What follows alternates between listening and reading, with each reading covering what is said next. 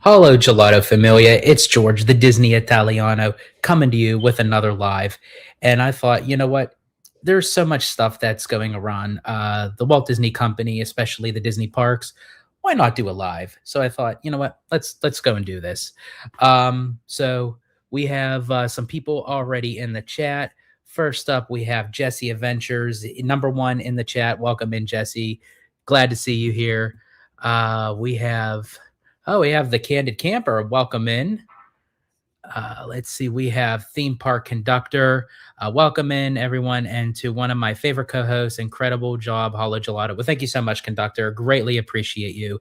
And definitely, everyone, go over and check out Theme Park Conductor's channel. He does awesome things over there, and I love collabing with him. We always have a great time.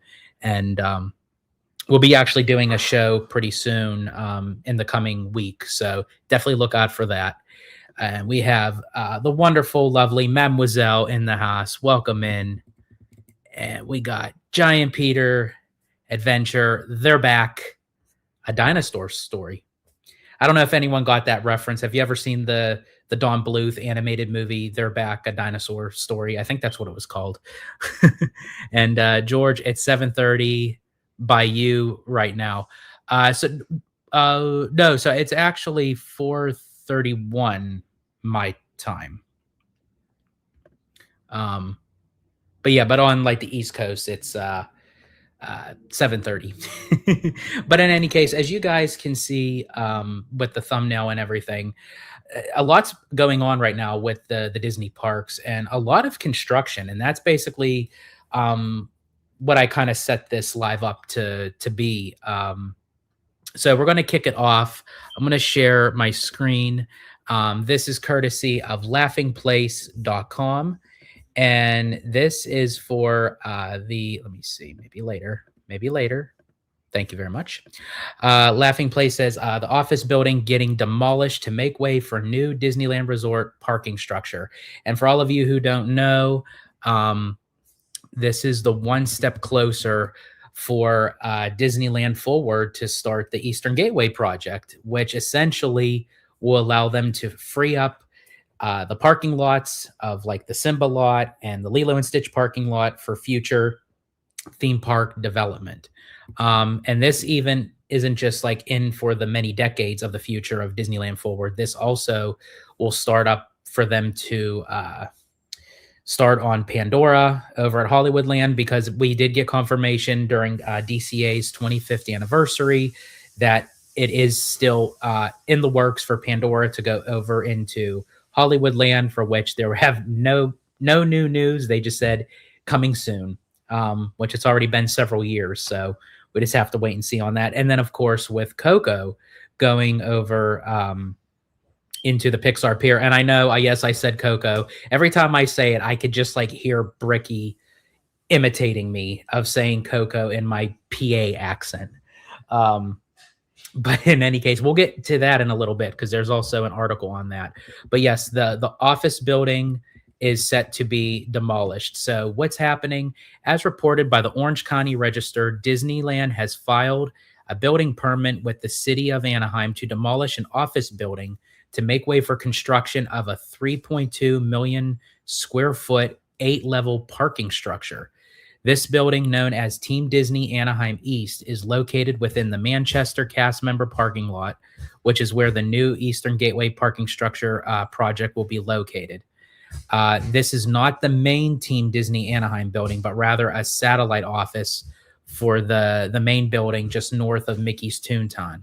The planned massive overhaul of the Eastern Gateway will see construction of a new pedestrian bridge, marquee, and parking structure. The new structure is expected to accommodate 6,000 vehicles and also feature a new rideshare area. Okay, so that pretty much gives some light on the fact of them getting rid of the ART bus system. So I mean, but that's still a far ways away. So I wonder what they're going to do in the meantime, especially with the Uber and Lyft pickup and drop off area, because that's already a mess. This project is part of the Disneyland Forward project that will see the Disneyland Resort expand beyond its current boundaries in the years to come. The relocation of transportation facilities from the east side of the main property to this new location will allow for new attractions such as the planned Avatar Land to be built. Work is scheduled to begin this fall on the multi-year construction project.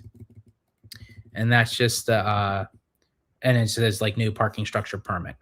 So yeah, so I wanted to bring that up first because I thought it's very key. It's very crucial that we talk about it, because now that they filed the permit, I mean, if we could actually start to see like all this stuff happening, because as I said, it's been several years since the city of Anaheim granted Disney the green light for Disneyland Forward, and we're just seeing all this now. And yes, I know you guys are like getting me on my East Coast accent, Orange County and boundaries.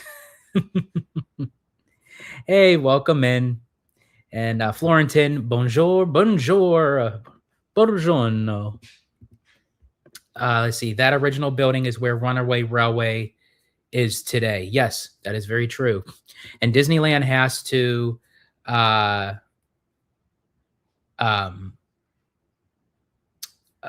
has to like finagle a lot of stuff, to work around for the Disneyland resort, which is very, Imagineers are used to doing stuff like that.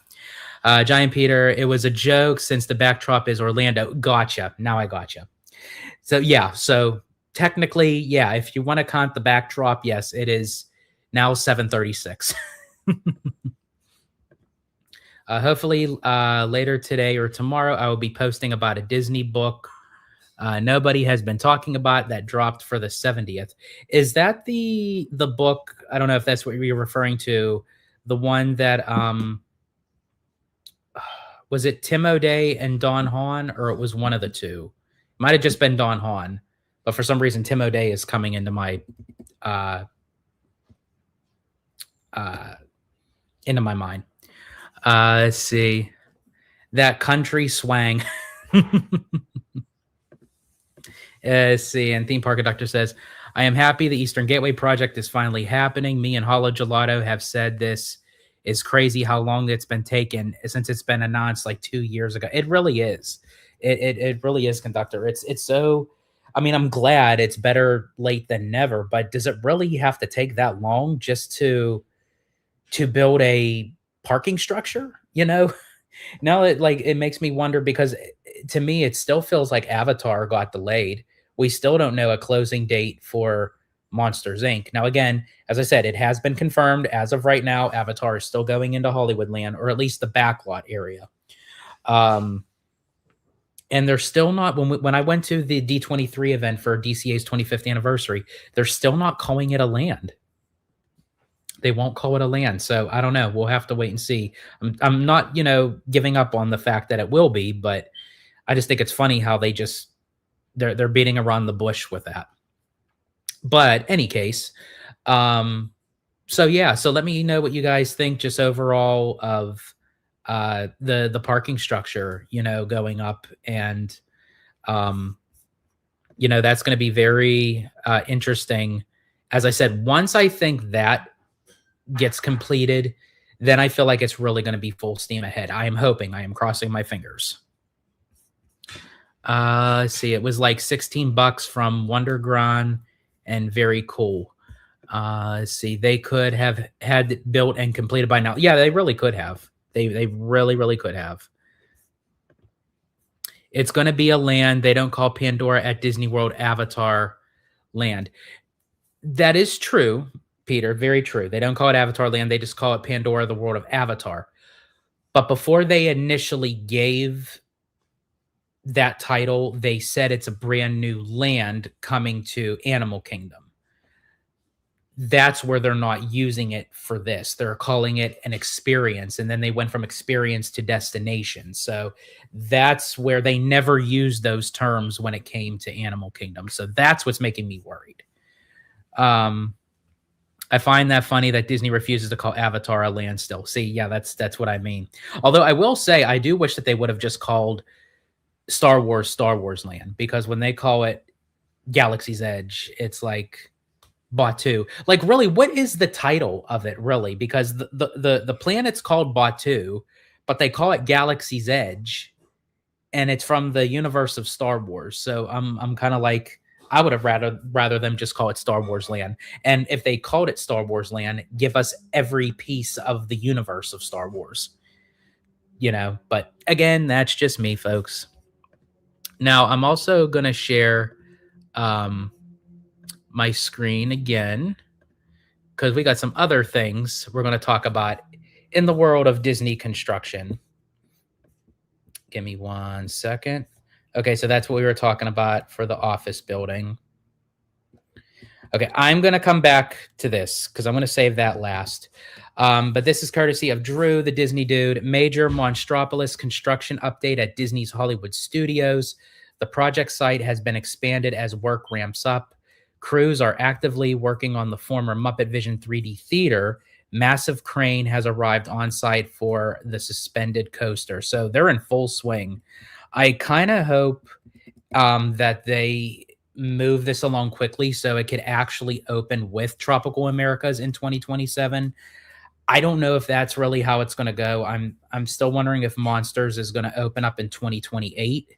Because I forget who it actually might have been.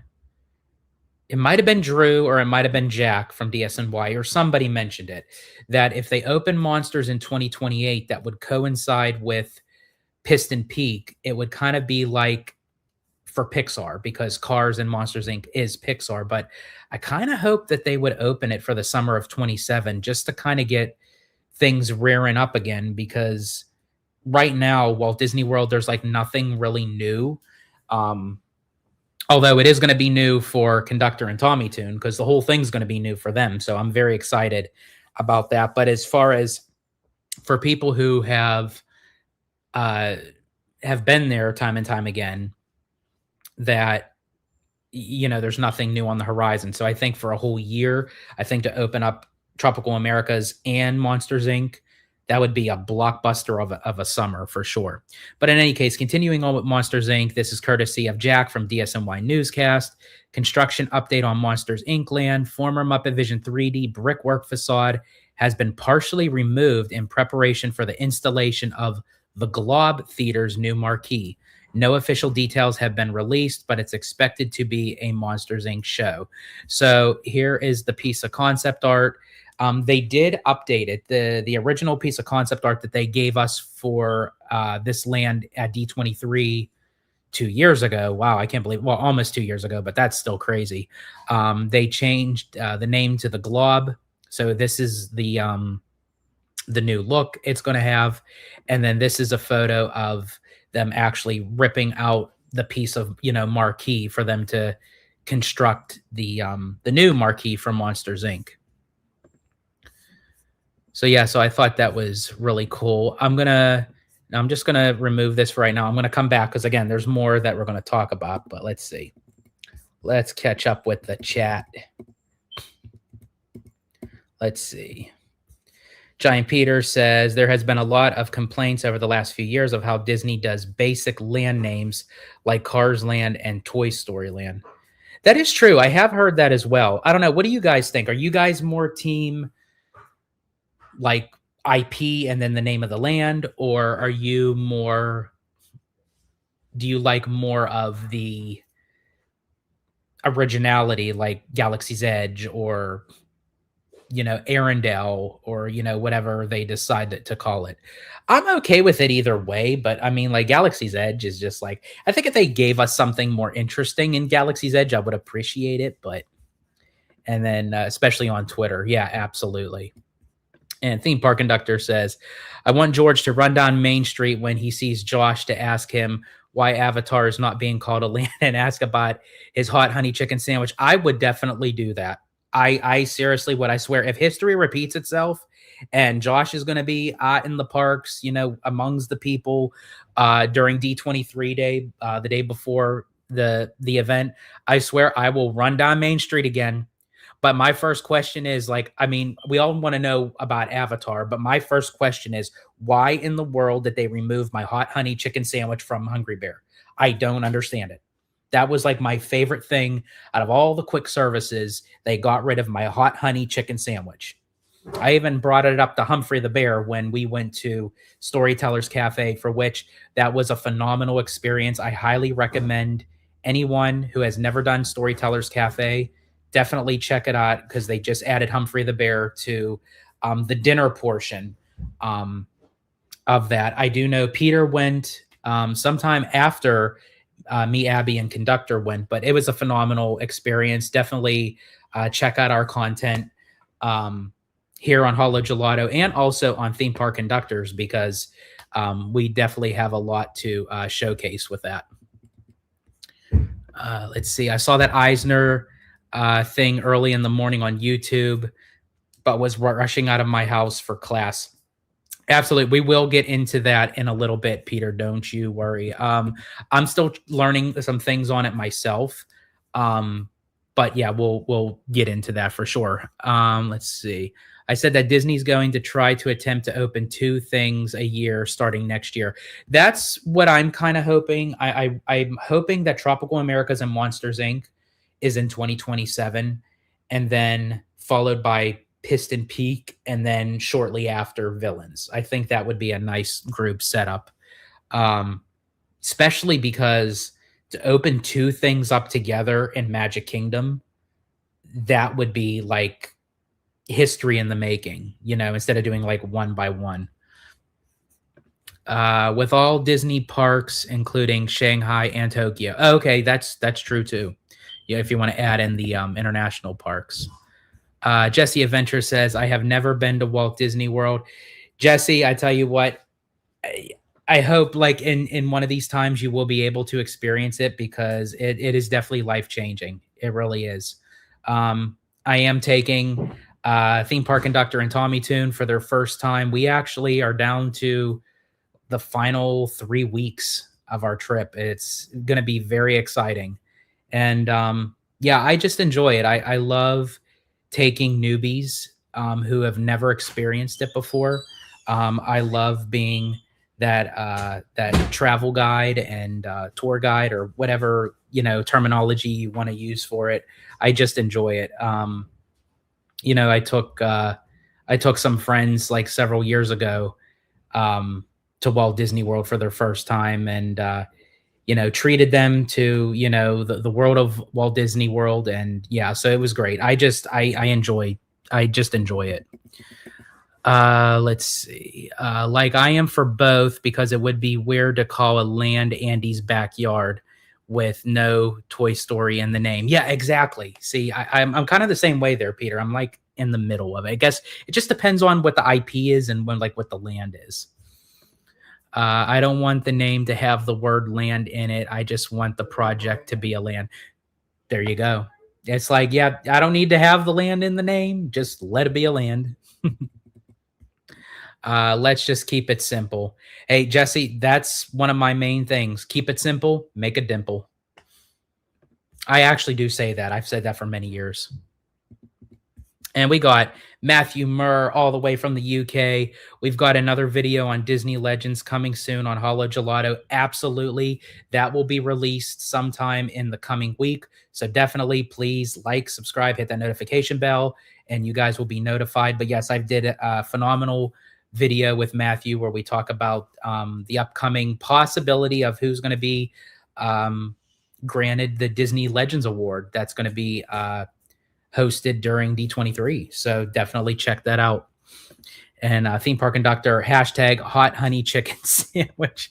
That's what we should do. If you guys actually go on social media, just do like tag Disney, hashtag the hot honey chicken sandwich, and tag me in it, because we got to start a new revolution that like we got to get this hot honey chicken sandwich back. I'm going to do that specific storytellers for dinner in May. Yes, definitely check that out, because from what a cast member um, had told us, that it's so far it seems like Humphrey is going to be there through the summer, possibly by the end of August. They're not sure if they're going to keep him or bring him back or transition him into somewhere in the parks or what have you. We gave our suggestions that Humphrey would do great in Grizzly Peak at DCA, or actually, Abby suggested just keeping him in the Grand Californian, sort of like how they did with Bing Bong over at Pixar Place. Because I think people would love Humphrey. We got the one and only Tommy Toon World here. Holo Gelato, can't wait for the trip. Yeah, I was just mentioning it, Tommy. I can't wait to show you guys around. We are down to the weeks. And pretty soon we're going to be down to the days. And then we're going to be down to the hours. And then the minutes. And then the seconds. And then poof, we're in Orlando. Which is actually kind of funny, because I was talking to a conductor that it's funny how we're literally going to be in Disneyland the night before, running into the day we leave, get back to our hotel, because we're going to stay around in the area, and then get an Uber, go to the airport. So literally for conductor and for myself, but essentially he would be at the Disneyland Resort and the Walt Disney World Resort basically in the same day, because of how it runs into midnight. But yeah, I can't wait for that. So you did the brunch one on Saturday. That's cool. Hey, anytime at Storytellers Cafe is great. Only newbies I took was my aunt to Disneyland Paris and my cousins from Australia for a week to Disneyland Anaheim. That's cool. Let's see. Epic Berserker, welcome in. Do you personally think Avengers expansion won't arrive until late 27 or 28? I definitely think it's going to be 27. I mean, I would hope it's 27. It needs to be 27, because this thing has been announced in 2019, and what is it going to be? If it opens in 27, it would be 8 years.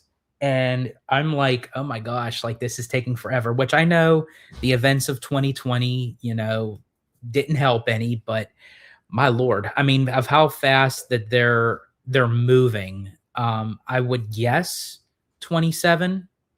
I'm kind of hoping that it would be like a late spring, early summer open, but I don't know. You think it would be like into like the holidays?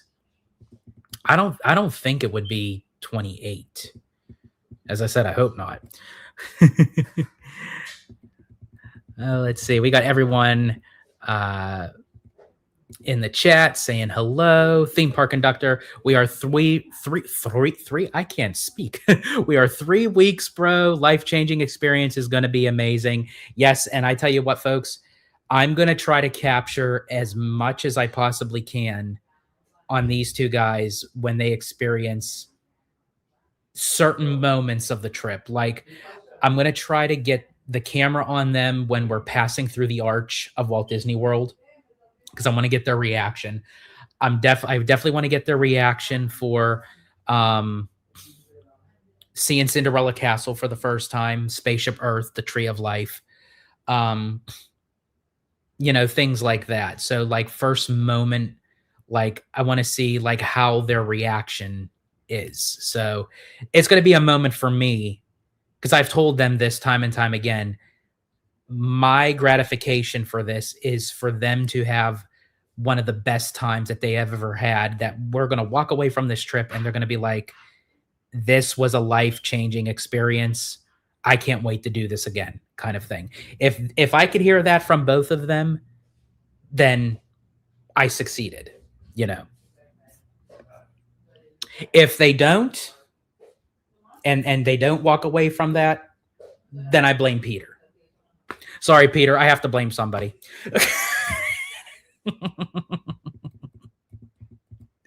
Oh my gosh.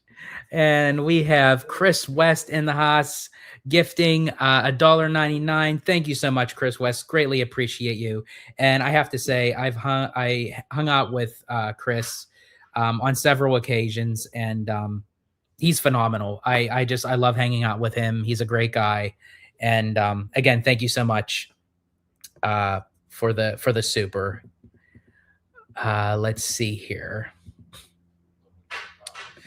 It can't come any sooner, bro. Yeah, I know, because like now we're down to the nitty gritty.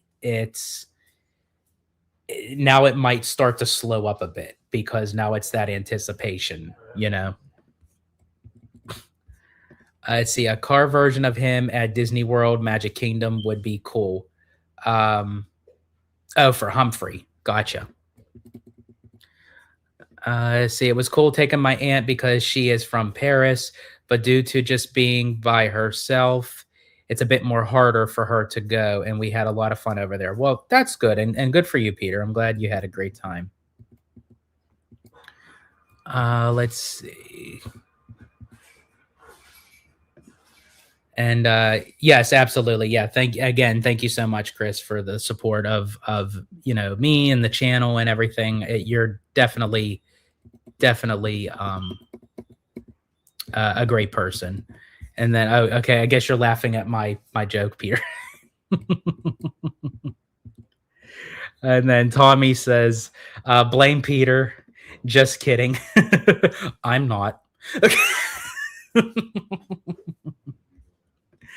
See, we will then all blame George for if you guys hate Disneyland Paris and Europe. Of course, yeah. I mean, you got to return the favor, man. Like that's just how it goes. Let's see. After the expansions for Animal Kingdom / Magic Kingdom, what would be your next park expansion? Ooh, great question. So, well, and then they're doing the Monsters Inc. for Hollywood Studios. But the thing is with that's kind of like a catch-22, because even though that they're expanding a little bit in that back parking lot for the suspended roller coaster for Monsters Inc., I can't necessarily call that a full expansion. That was more of a replacement. They do have that expansion pad that's behind, well, what used to be the Star Wars launch bay. Now that's going to be the animation building again. So, I mean, I guess they can do that, but I actually agree with theme park conductor. I would think it would be Epcot. And then I think it would go back to Hollywood Studios. And I think for Epcot, there's more than enough room for them to do another country or two, because they already worked on the Future World side. They never really touched upon World Showcase since Ratatouille, for the France Pavilion. So, yeah, I would say Epcot for World Showcase. Let's see. She was terrified of Crush's coaster and Big Thunder. Oh, your aunt in Paris. I've heard that the Crush coaster is very kind of intense, but fun. I can't wait to experience that. I hope they keep it. Watch, the one time that I say that I want to experience something in Paris, right before I go, they'll close it down and they'll replace it with something else, or it'll be done for refurbishment. Let's see. Epcot just got the new Frozen heads. Yes, that is true. They did update Frozen. It's funny when you say Frozen heads, because it was like a run-on joke when a lot of people thought that Walt Disney preserved his body and like froze his head in like a hyperbolic chamber kind of thing. So I think it's just funny, like when you say the new Frozen heads. Let's see. Animal Kingdom. I have already heard deep rumors that it's going to get something soon. Okay, wow. So um, even with tropical Americas, that's interesting. Hmm. I mean, there is a lot of land over there, so hopefully, please let it be something Lion King. That would be awesome. And then got gifted with $5 from Matthew Murr, all the way from the UK. Thank you so much, Matthew. Again, greatly appreciate you as well. The one thing that could derail the Sora function on Disney Plus and force tomorrow to amend the deal is a shareholder mutiny if margins fail to increase. We'll have to wait and see. I mean, I do know, like with Demaro at the helm, that he's going to lean more towards, like with the acquisition of the partnership with Epic Games, and Dana Walden is going to be um, uh, more into like the AI brand and everything. So with both of them working together, yeah, it could either work out really well, or they have to be very careful with that. As I said, with AI, it's a slippery soap. It's, yeah, of course, the soap is slippery, but the slope is also slippery. Um, so yeah, it's a great question, Matthew. Yeah, it's going to be very interesting, especially in the startup, because both Walden and Demaro have to prove themselves as both, the president and CEO. So they can't fumble right away. So, and theme park conductors, thanks, Matthew, for the support of Hollow Gelato. Let's see. No, they really do not do much refurb, since it's a very basic ride and nothing really to maintain other than projectors. Okay, well, that's good to know. Let's see. George, did you not notice the emoji I put on the Animal Kingdom statement? Let me go back up. Maybe I think I missed something. Where are we here? Oh, it's a lion. Okay. A lion. Yeah, so I'm guessing it's the Lion King. Do you consider Abu Dhabi under Iger, or will Josh say that his park... Wait, let me see. Do you consider Abu Dhabi under Iger, or will Josh say that his park that will be finished? I think I think honestly, they're still probably gonna give Iger some recognition with that. And I think Iger really wants it that way. That's why he kind of solidified those photos when he's standing on the open land. He kind of pulled like a Walt Disney, because he himself wants to solidify to say, hey, when this is built, I'll be out of the CEO role, but remember, it started with me. So I think, knowing Josh, he'd probably, take some of the credit as, under the umbrella as CEO, but I still think he would probably give Iger an honorable mention for sure. Now, since we did catch up with some of the chat, oh, and by the way, Peter, that would be great if it really would be the Lion King. I hope so. I'm going to share my screen again. And oh, we got Rudio in the house, saying, Matthew Murr, you are a legend, sir. He really is. I mean, he definitely, give him a Disney Legend Award. I mean, that's awesome. And then we got John, make it rain in the house. Welcome in, John. It's always glad to see you. I hope everyone is having a great day. I'm having a fantastic day. I hope everyone in the chat is having a great day as well. And the rumor I heard is that they are using the Paris R&D to build animatronics for a Lion King boat ride at Animal Kingdom, but it would be small world style. Hey, I'd be okay with that. I don't necessarily need it to have like a drop per se. They could have like maybe like little dips and stuff, but it could be a classic boat ride. Like they're going to do like with Coco and stuff like that. So I'd be cool with that. And speaking of Coco, yes, I know you guys are probably, with my PA accent, Give me 1 second. I'm going to try to find, where is it? It was here. Where is it? I think I missed it. Hold on a second, folks. I think I made the wrong turn at Albuquerque. I was going up when I should have been going down. When I'm up, down, touch the ground, in the mood for food. Let's see. Yep, here we go. Okay, so this is compliments of the one, the only, the GOAT, Mr. Scott Gustin. Farewell, Ariel Mickey. I can't say I'll miss the extra unnecessary steps along Disneyland Drive. And this also comes from the extra photos, compliments of Critter Club. Fascinating update at the work site being Pixar behind Pixar Pier. Posts have been erected, likely for a fence. My guess is this will be the new DCA perimeter fence that will allow for construction to begin on the Coco attraction, which when we went to the DCA 25th anniversary, they did say that literally construction has been moving in the backstage areas for Coco. So it is moving, folks. I'll definitely say that. Let's see. Your accent isn't as noticeable. Uh-oh, am I losing it? Am I losing my PA accent? Uh-oh. Let's see.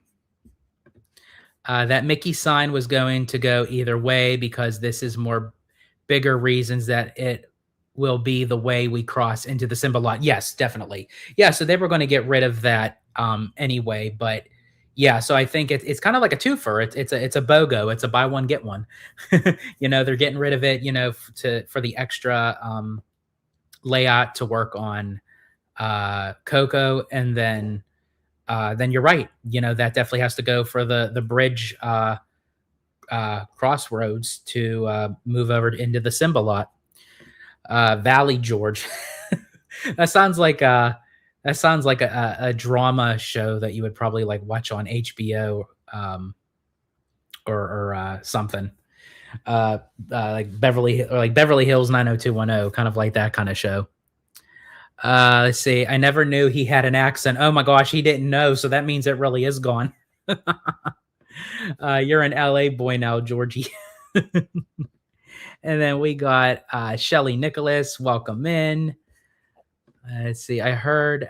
Yeah, I know. It just keeps on. Like, I just tend to like block it out and until it gets. I don't know what's wrong with it.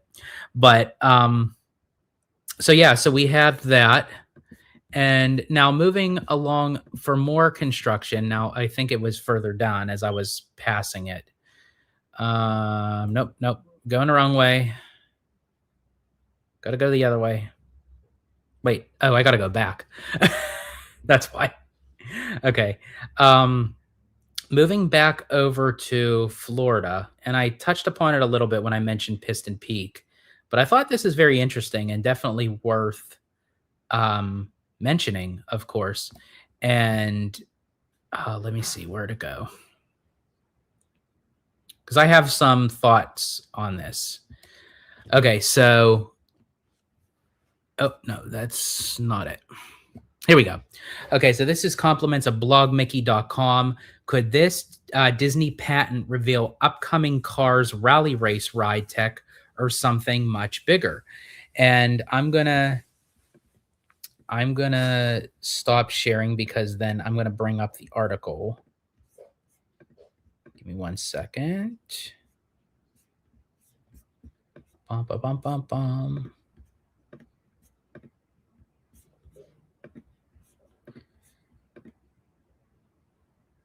Okay, here we go. Okay, so could this Disney? Okay, that's the yeah. Could this Disney patent be yada yada yada? Okay, so a recently published patent could offer some insight as to how the upcoming Cars-themed off-road rally race attraction coming to Magic Kingdom could work.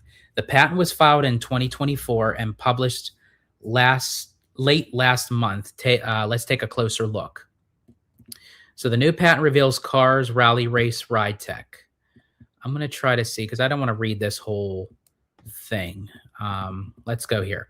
In reading through the document, this looks like it could absolutely be utilized for the upcoming Cars rally race attraction, but Disney doesn't stop there. In fact, the patent really goes well beyond the Cars attraction and presents an implementation for all sorts of rides, including water rides. Let's take a closer look. In the patent screenshot below, you can see an arm attached to the ride vehicle on the right and a chassis, I think, that runs along a track on the left. The image shows that the arm can extend and retract, in addition to moving up and down based on the terrain that the vehicle crosses. Now, a lot of people could be thinking, just like here on blogmickey.com, that this ride patent could be part of the rally race. But then there's also people in the Disney community, such as Probably at Disney.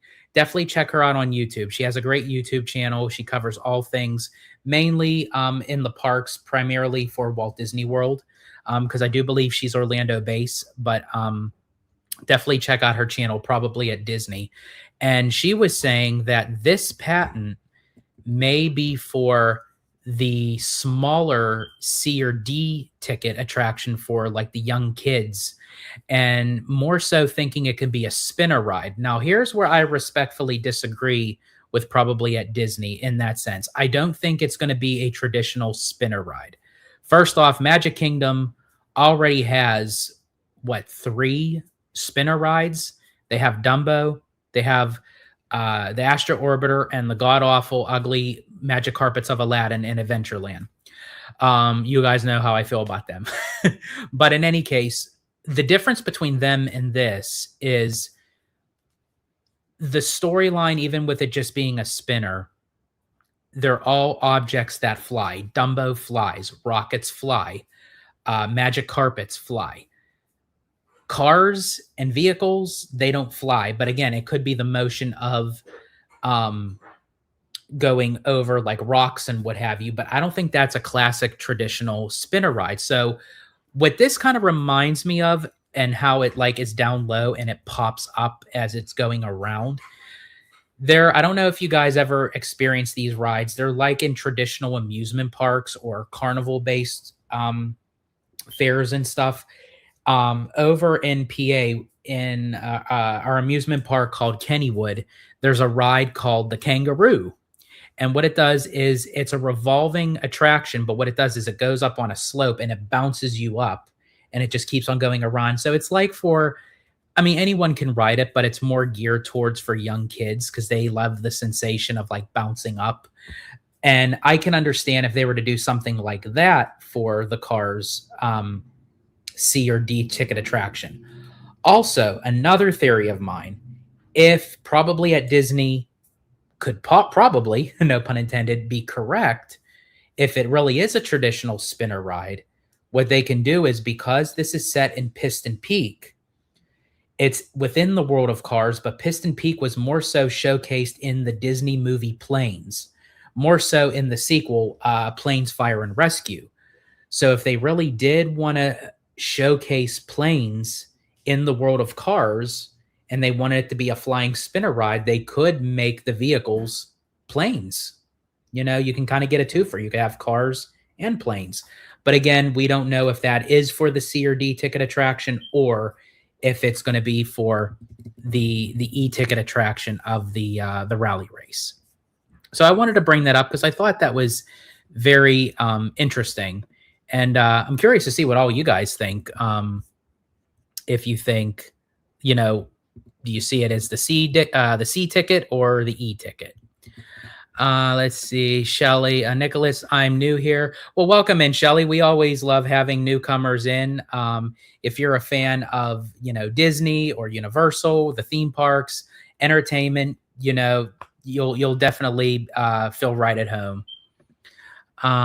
Let's see. We have Remy D in the house. Welcome in, Remy D. Let's see. Instead of Valley Forge, it's Valley George. There you go. I need a t-shirt of that. Let's see. Peter says, I love Cars. Don't even. Now, Peter, why would you put that on there? How in the world am I supposed to read that? I love Cars Quattro. You just want to have me try to pronounce this thing, don't you? I love Cars Quattro Ruse Rally. I just butchered that. I apologize to anyone who is French. I can't speak French except croissant. Molano, mes amis. It's a unique spinner ride. Is that the? Oh, I think I know what you're talking about, though, Peter. It's like where um, yeah, there's like four cars in one section, and it just keeps spinning and rotating. I think is that what you're talking about? They're like red and blue cars. I think. Peter says, "I know Kennywood. You got to show Tommy and conductor the Kennywood Easter egg at Boathouse. Absolutely, yeah. I definitely will do that for sure. But it's so cool, Peter. You actually know of Kennywood. Have you ever been to Kennywood? Um, Let me know. Um, let's see. There are unique rules for the Cars ride down in Paris. That's interesting. Cars four-wheel rally ride. Yes, thank you. Okay, now we got the English version, and then Abby says, "Welcome into Shelly," and then we got Kev on the go. Welcome in, Kev. So, excuse me. So glad to see you. And Epic Berserker says, "Holla Gelato is very accommodating and friendly channel. Good vibes always." Thank you so much, Epic Berserker. Greatly appreciate you. And then I think we're gonna go on to I got to go back here, don't I? Yes, I do. Okay, we're gonna move on to the Michael Eisner thing because I thought this was very interesting because of everything that we've been talking about. Um, it costs money, and when it comes for us as the consumer and the shareholders and what have you, it's definitely going to come out of our pocket for Disney to make that money back, and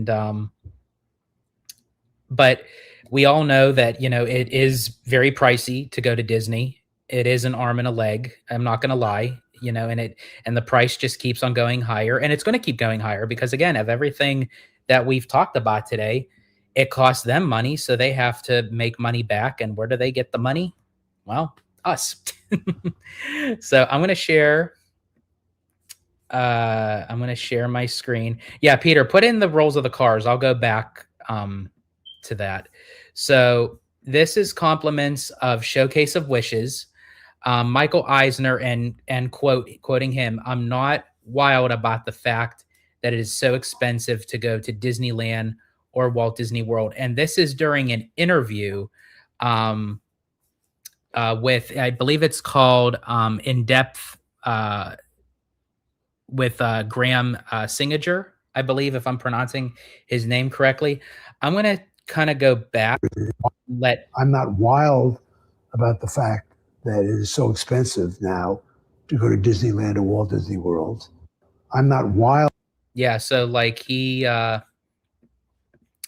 not too wild about it. And the fact that a past CEO, is saying that, and especially since it was Michael Eisner, because he used to, walk the parks. He would put on, his Moss ears and a Mickey Mouse t-shirt, his jean shorts, and like walk the parks among the guests. So, to have that realism, and I kind of hope that Josh develops a little bit of that. I do know that he walks the parks, but he still has a little bit more of that Iger side to him, which I'm not saying is a bad thing, but I hope Josh lets himself be able to be the CEO and not always have someone bugging his ear.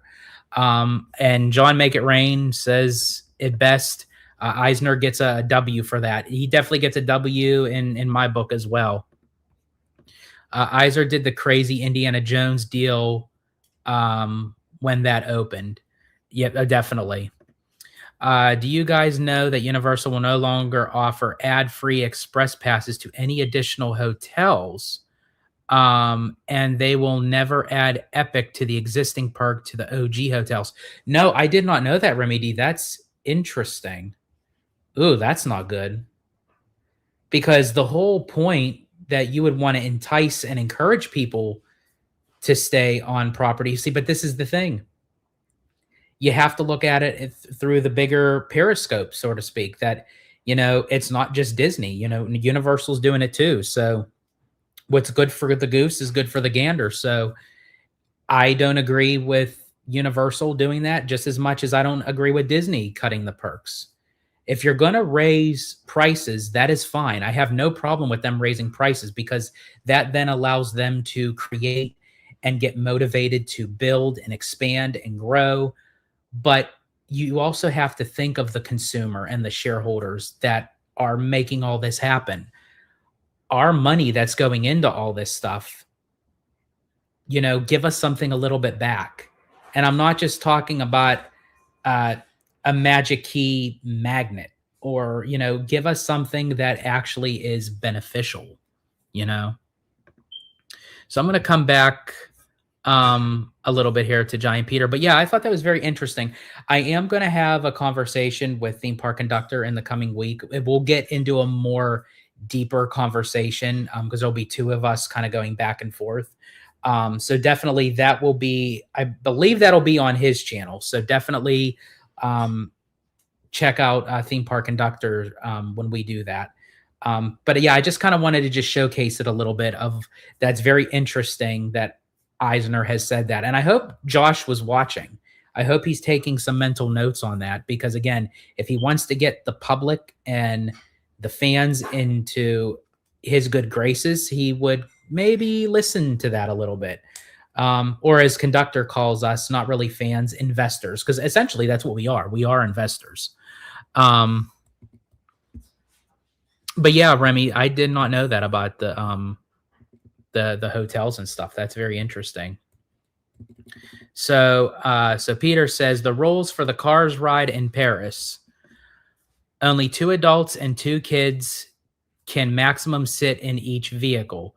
The vehicle won't be able to move depending on the number of adults and weight of the vehicle. Oh, okay. So it's a weight kind of stricken thing. Seating arrangements are basically adult must sit on the opposite corner of the vehicle, or what I did, which was sitting in the back row by myself while my little brother and sister were in the front. That's interesting. Very interesting. Yeah, I did. So it makes me wonder if they're gonna do something like that with that C or D ticket for Piston Peak. Very curious. But yeah, there's just like a lot going on right now. And I thought, like, if I went live, like, what would I talk about? And I thought, well, there's just like a lot going on right now with the construction, with Monsters Inc. and with Coco, and even with like the Cars Land area and Villains. So I thought it's a construction kind of update, so I thought, yeah, we'll bring it up. Why not? And again, it's always great. It's always great talking with you guys. And yeah, I haven't, I've done like, some lives, but I wanted to, jump on and have a little chat with you guys. Now, speaking of construction, and this was sort of kind of like a refurb construction, and I think it was Epic Berserker who brought it up. So I thought, you know what, I'll just showcase it a little bit. Coming from Scott Gustin, Disney released a first look at the upgraded Anna, Elsa, and Kristoff audio animatronics installed at Frozen Ever After at Epcot. The refreshed figures officially debut tomorrow. Now that was, I don't even know what today is. What is today, folks? Is today the 12th? So I think it actually premiered today. Yeah, it is the 12th. So yeah, they premiered today. So why not? Yeah, we'll showcase it. So here's some still images of, sorry, hold on one sec. There we go. Of what they look like. There's Elsa, as she's singing Let It Go before we get exited out backwards out of the North Mountain. There's Elsa again. And then there's Anna and Kristoff. They look so much better than the the faces that they had prior. It was just like the faces didn't match the skin tone to the rest of the body. It was just it wasn't cohesive. So yeah, so they premiered today. I'm very actually while I have everyone on, I'm very curious if what the wait time for it is. Because it's not just the fact that the ride is back up, but it's the fact that it's back up with a new designed feature. So it's almost 8:30. The parks are still open, so I'm very curious to see what the wait times is. Let's see. Frozen. Oh, not too bad. It's at a 55-minute wait. Not too bad. I've seen it worse. So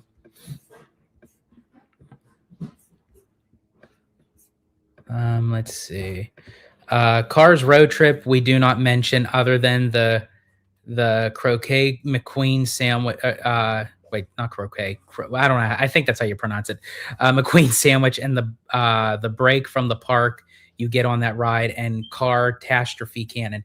Yeah, I think honestly I've watched videos of that, and oh my gosh, that is like so cringy of that ride that they literally just took like the backlot studio and catastrophe cannon and just like put cars around it like for me, the excitement of going on Frozen in Paris is not too exciting since it's the same ride, but I will still cover it and do a POV of that version. Yeah, I kind of wish that Paris was uh I guess it really they can't because I guess the Frozen one is in Tokyo, so they can't make a replica of that maybe just yet. But yeah, but they can do a replica of Frozen Ever After. So I think it for me it wouldn't just be about the ride; it would be like the immersiveness of going into Arendelle. That would be really cool. And Kev says, "Oh my God, Cars road trip is the worst." I can't believe I could just hear Kev saying that, like his voice of just saying like it is the worst. It's like that scene in Sister Act where they're all sitting, Sister Act 2, when the chef only brings out German food and they're saying not worst, bratwurst. And Kathy Najimy leans over to Whoopi Goldberg and says, it's the worst. Yes, folks, I quote movies all the time. See, Peter says it's the same reason why I hope they don't do a clone of Frozen Ever After for Disneyland. No, they can't do that. Honestly, they need something fresh and new. If they're gonna put, especially if Bricky's theory is true, and uh, and Frozen goes into the Lilo and Stitch parking lot because he said it fits like a glove, which in his video it does seem like it does fit. That um yeah, they can't do Frozen Ever After. We already got that at Walt Disney World. It's in Paris. Give us something new. And again, they can't do Tokyo, but yeah, don't do Frozen Ever After. Give us something. Maybe do something like with Frozen 2 or maybe the upcoming Frozen 3 and 4. You know, they could always do that. See, the Eiffel Tower scene in the Cars road trip is neat, but not mind blowing. I do wish they made merch based off of that. That's interesting. Okay. Yeah, that's very interesting. um oh, and Hong Kong has wait, Hong Kong has Frozen Ever After? So that's 3? Oh man. And then if they make it for Disneyland, that's 4. Of course, Tokyo would always have the better one. Because they have no expense than to pay for like the top notch quality.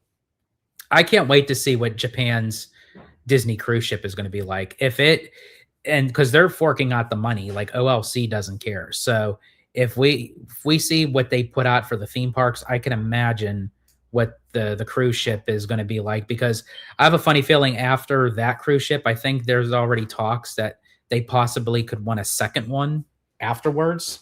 So that might be 14 ships. And then after Abu Dhabi, they might be saying, hey, we want to get into the cruise industry. So that might be number 15. So that would be cool.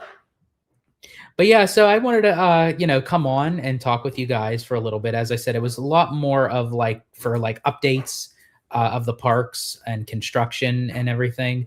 And also too, because Peter had mentioned with like the Lion King, construction is moving along nicely for um, Adventure World, because that's what we have to kind of start calling it now, because um, it's not the Walt Disney Studios park anymore.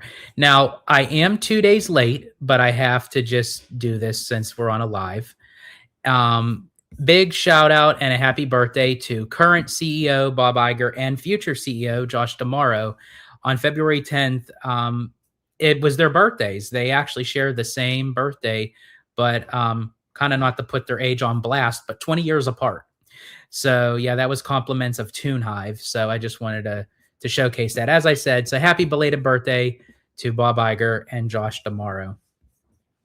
But yeah, so as I was saying, as Peter was mentioning about the Lion King and Adventure World, they are um, moving along nicely with that. I'm for sure Peter probably knows a little bit more of that than I do, but I'm assuming probably in the next couple years that'll be up.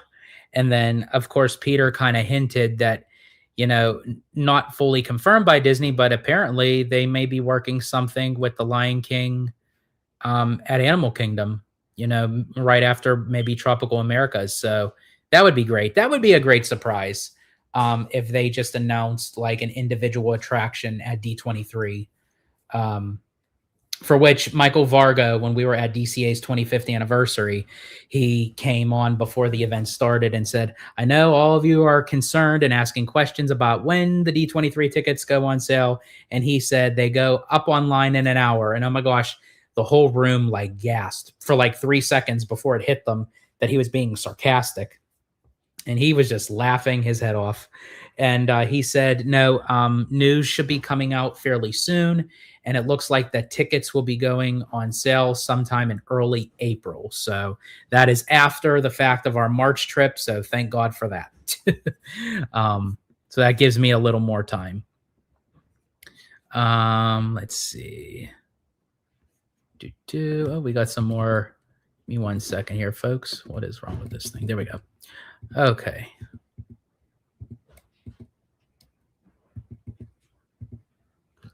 Let me see. That Croquet McQueen is best sandwich at Disneyland Paris. It's basically their hot honey chicken sandwich level of hype. Oh, then I would definitely enjoy it. I hope Abu Dhabi does not steal my Frozen themed Expedition Everest ride idea. Well, and that's another thing too. Abu Dhabi is just like Tokyo. Like they're going to pay no expense for it. Like they're forking out the money. They're signing these blank checks for Disney and their R&D to basically build whatever they want, however they want. So that's going to be interesting. Especially because you can kind of see the frozen mountain in the vague concept art. And Rudio says KTLA confirmed with Disney officials that the Toy Story lot will still be operating regardless of the ATN announcement. Yes, that is true. They did confirm that. I'm just very curious to know, because it's going to be depending on like how many people are with you. If you have kids, if you have, older people, that's going to be like a 20-25 minute walk, maybe even longer. As I said, depending on how many people are with you, if you have some stragglers, and then of course you're on the main road, you wait for the crosswalk and everything. So that's going to be very interesting. So yeah, it is going to be fully operational as far as like the Toy Story lot being utilized, but I'm just very curious to see how many people actually utilize it. And then again, for people who are staying in the Anaheim area, but it's not walkable, they're going to, they use the bus system. So since that's going to stop, they're then going to use the Uber and Lyft. That's going to get more backed up than what it already is. And then the prices are probably going to go up because the demand's going to go up. I think it's just going to be a mess before it gets better. That's what I'm thinking. I hope I'm wrong, but we'll see. But again, I thought it was very interesting too, because as I said, last year for my birthday, Abby and I were told by an employee, because they work in the Anaheim area, that next year that the bus line is going to stop, it's going to end. But what was funny was he said because of a new theme park and hotel that's going over in the Toy Story lot. Now, again, I'm still taking that with a grain of salt, but the fact that he knew what was going to happen a year before it did, and he knew the purpose of it, we'll have to wait and see. What do you think about the interview they did with David Muir? Great question, Remy D. My thing is, I wish that I'm going to try to say this with the utmost respect. I wish that they would have given Damaro his time in the spotlight, that he is going to be the new CEO. I feel like having Iger there, like kind of like where it's almost like Damaro at times like kept on looking over his shoulder at Iger, like saying like, did I say that right? Should I have said this? Like almost like trying to get his approval. And it's like that's not a good start to make yourself look as the upcoming CEO. And I hope Iger allows Damaro to do the job. I'm not saying I'm not saying to not give him advice and guide him. He needs guidance because once Iger leaves, he has to know what he's doing. But you can't be the hovering shadow. I wish that if I'm not saying, and I'm not even saying to not have Iger part of that. Talk to Damaro individually, talk to Iger individually, have them showcase, what their thought process is of Iger leaving and Damaro coming in. And then at the very end of the interview, bring them both in together. That's how I would have orchestrated that interview. Now, again, I don't know if that was kind of like Iger's decision to do that, or if that was the network that decided to do it like that. So, but that's how I would have orchestrated it. Let's see. I will be buying every damn piece of merch at Disney Adventure World, especially the new book they are dropping. So, Peter, refresh my memory. Roughly when it's going to be March of this year, correct? Is it March 6th or something that it'll be kind of opened, minus the Lion King, of course. But will that little boardwalk area, like with the up inspired swings, will that all be open too on March 6th? Let's see. Theme park conductor says hi to Remy D. Personally, for me, Josh kept looking at Iger for permission to speak, and it was weird. I wish Josh was alone for it and would have been Josh and Dana. That's a very good point. That is a very good observation, because I actually didn't think of that, conductor, because like you said basically what I think, that it should have just been Josh. But yeah, why not have Dana alongside Josh? Let them talk to the two people that are now not even getting promoted, but history in the making, that they're bringing back the president title along with a new CEO. Like that's because if you're then picking them for the roles, they should already be capable of knowing how to handle something of this nature, So that's a very good observation, conductor. I did not think of that. There is enough room behind Lion King Land to do an Animal Kingdom hotel style Lion King hotel connected to the park. Ooh, that's cool. And even a Frozen mini expansion. Oh, nice. That park needed it big time.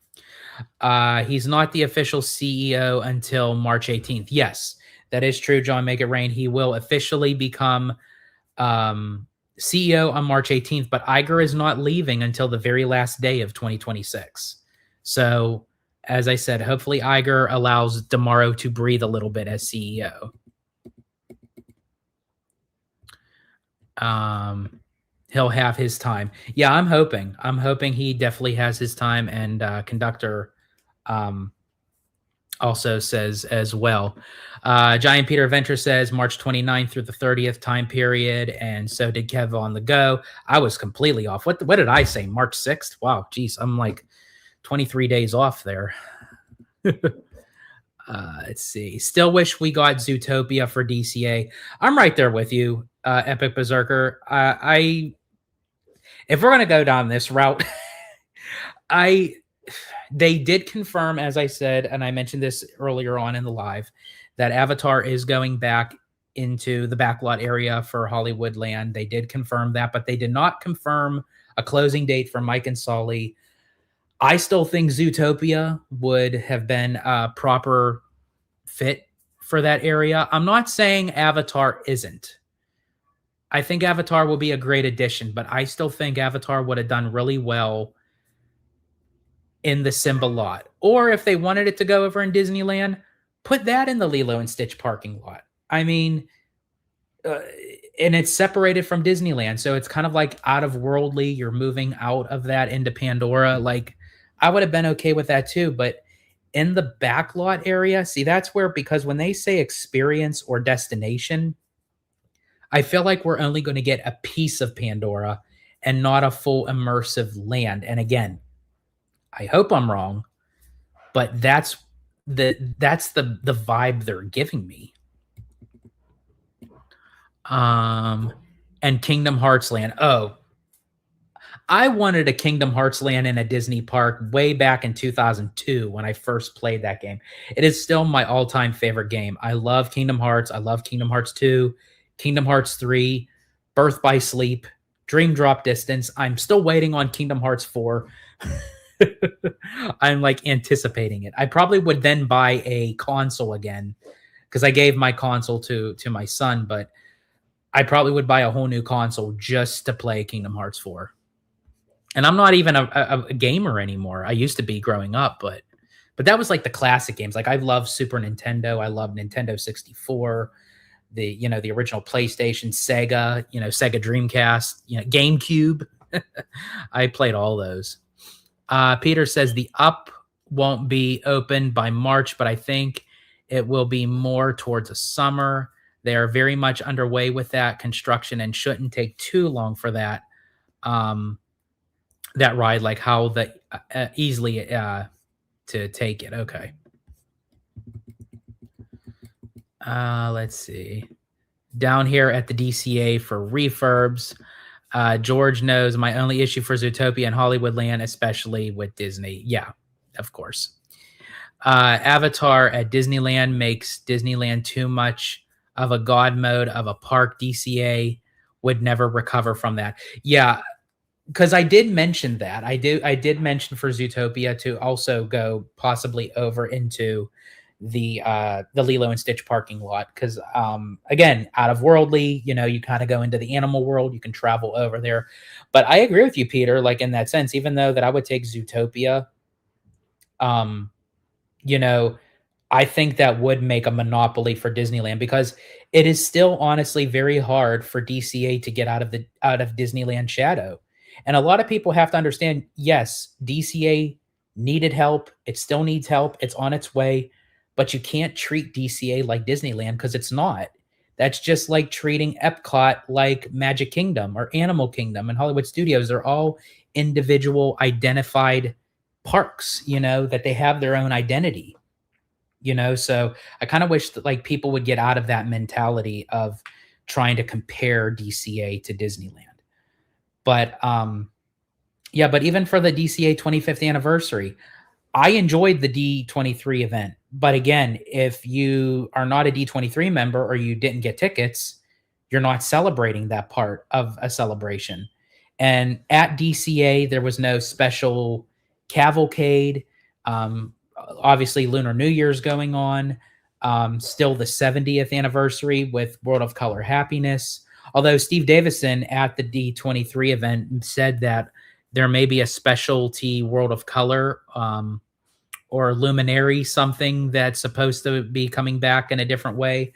Hopefully, we get some news on that at D23 this upcoming summer. We'll have to wait and see. And but yeah, like there was no cavalcade. There was no. They had like the birthday cake milkshake at Schmoozies, but it was just like a birthday cake milkshake, that they could have done for the 70th. And of course, they had the merch and the popcorn bucket, but and then they had Humphrey the Bear for storytellers because Disney California Adventure, along with the Grand Californian Hotel and Downtown Disney, all celebrated their 25th anniversary this year. But yeah, there was nothing really big. I wish they would have did something extra. And also, speaking of Steve Davison, that he mentioned was that he really hopes that they keep the Hyperion Theater. Like, he was, like, almost, like, begging Disney to leave it because he said it was a very hard challenge to get that theater, like, operation, like, when they first started the park. And there was an Imagineer, her name is Emo, and she worked on the Hyperion as well with the interior design as an intern with WDI. And she is currently working on Avatar. And like, he kind of looked at her and said, please, could we, keep the theater? And she respectfully feels the same way. Now, again, I don't know how much say so she has, but if it was up to her or Steve Davison, that they would keep the Hyperion Theater, which I thought was very interesting. Um, and especially since she's working on Avatar. So if she keeps the Hyperion, or again, I don't know if they just kind of swept it under the rug just so that fans would say that, they're on our side, but they kind of already know that the Hyperion is going. And of course, they're never going to make an announcement like that there, celebrating the 25th anniversary of DCA. They didn't even make the announcement that the Rivers of America was going at the big D23 event until that following Monday. So we'll just have to wait and see. John, Make It Rain. I always thought that Avatar should have gone where Avengers Campus was. They could have connected the water from the lake with it. That's interesting. And that's the thing, like with Avengers Campus. Like, I hope that when they expand out the Marvel universe, that it's not just gonna be that section, because I mean, to me, especially celebrating DCA's 25th anniversary, I love the Bugs Land.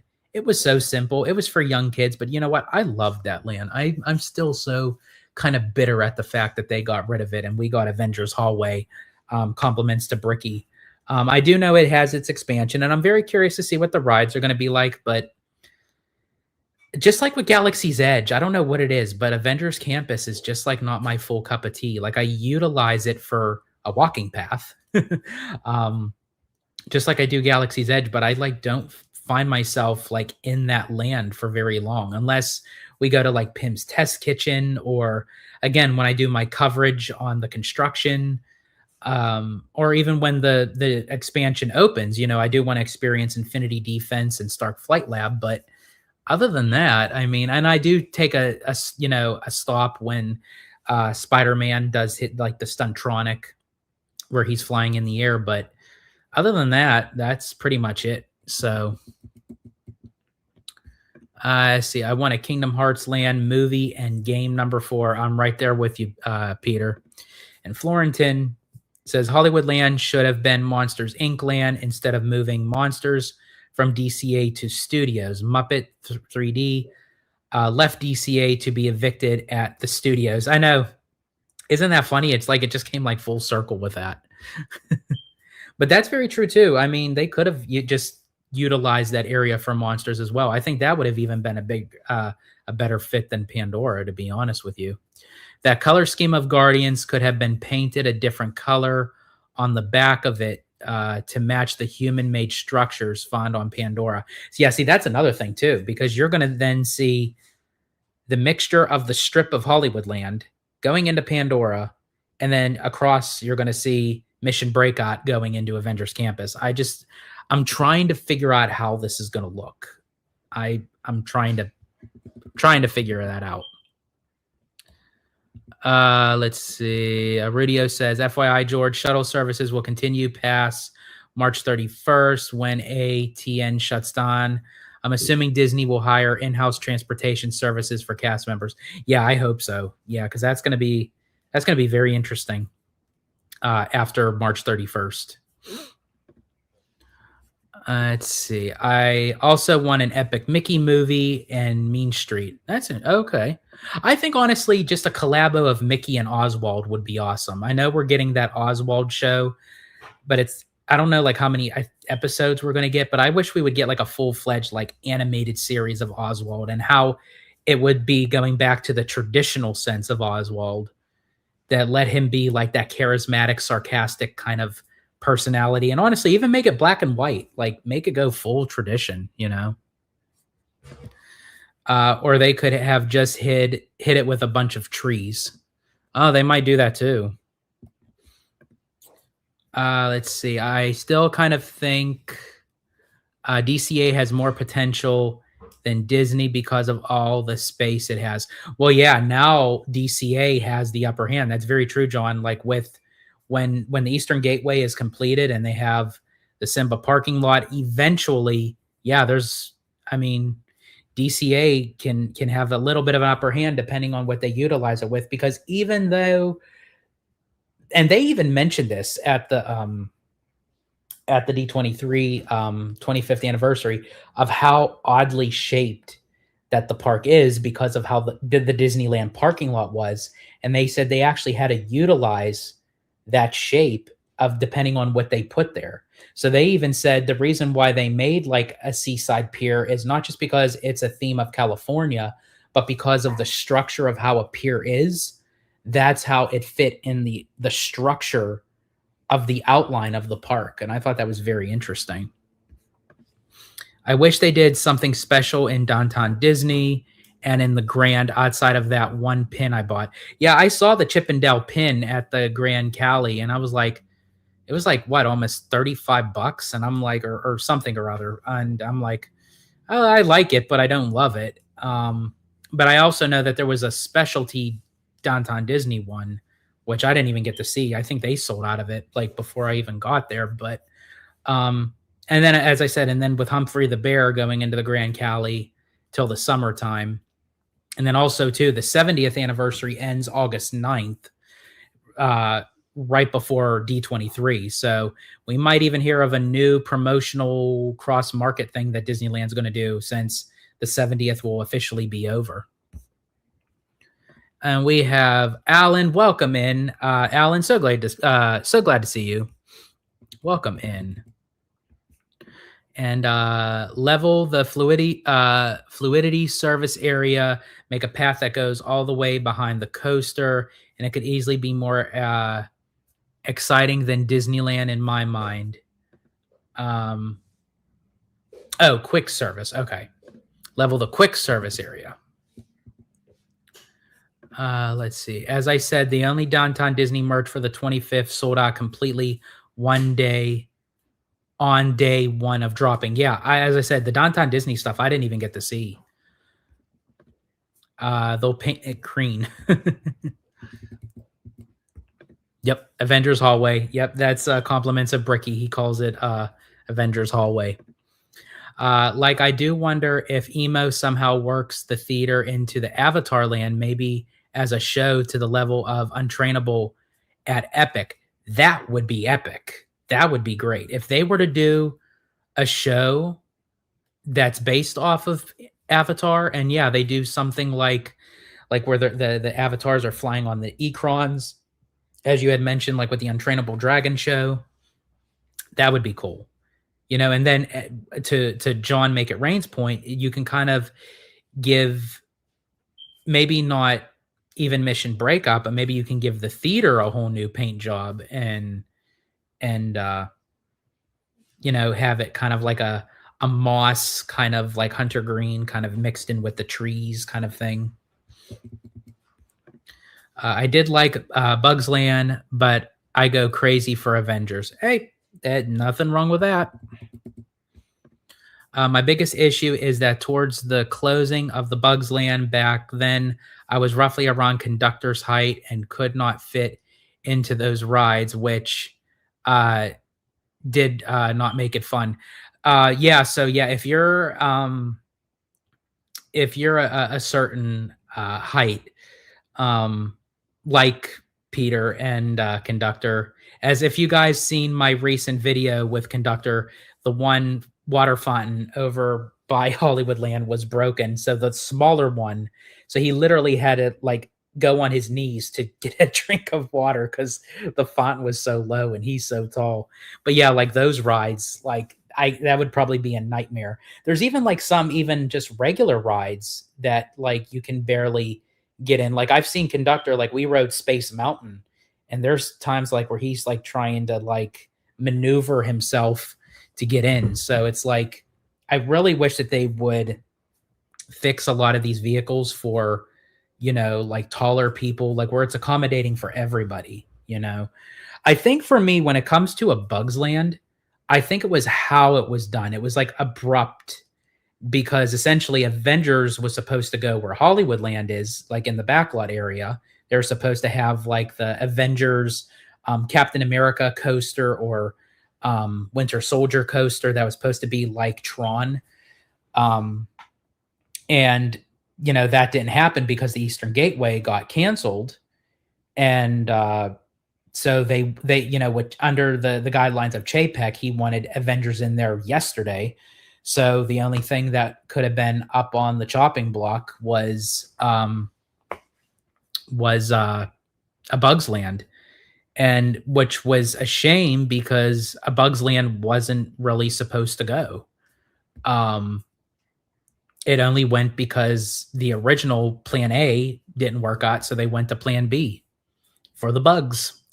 So yeah, so it just didn't work out for them. And I know eventually A Bug's Land probably would have went anyway, but I think it was just because that it wasn't supposed to, and because of the unforeseen circumstances, that's the whole reason why it went. If it was actually where it was planned to go, then I can understand it.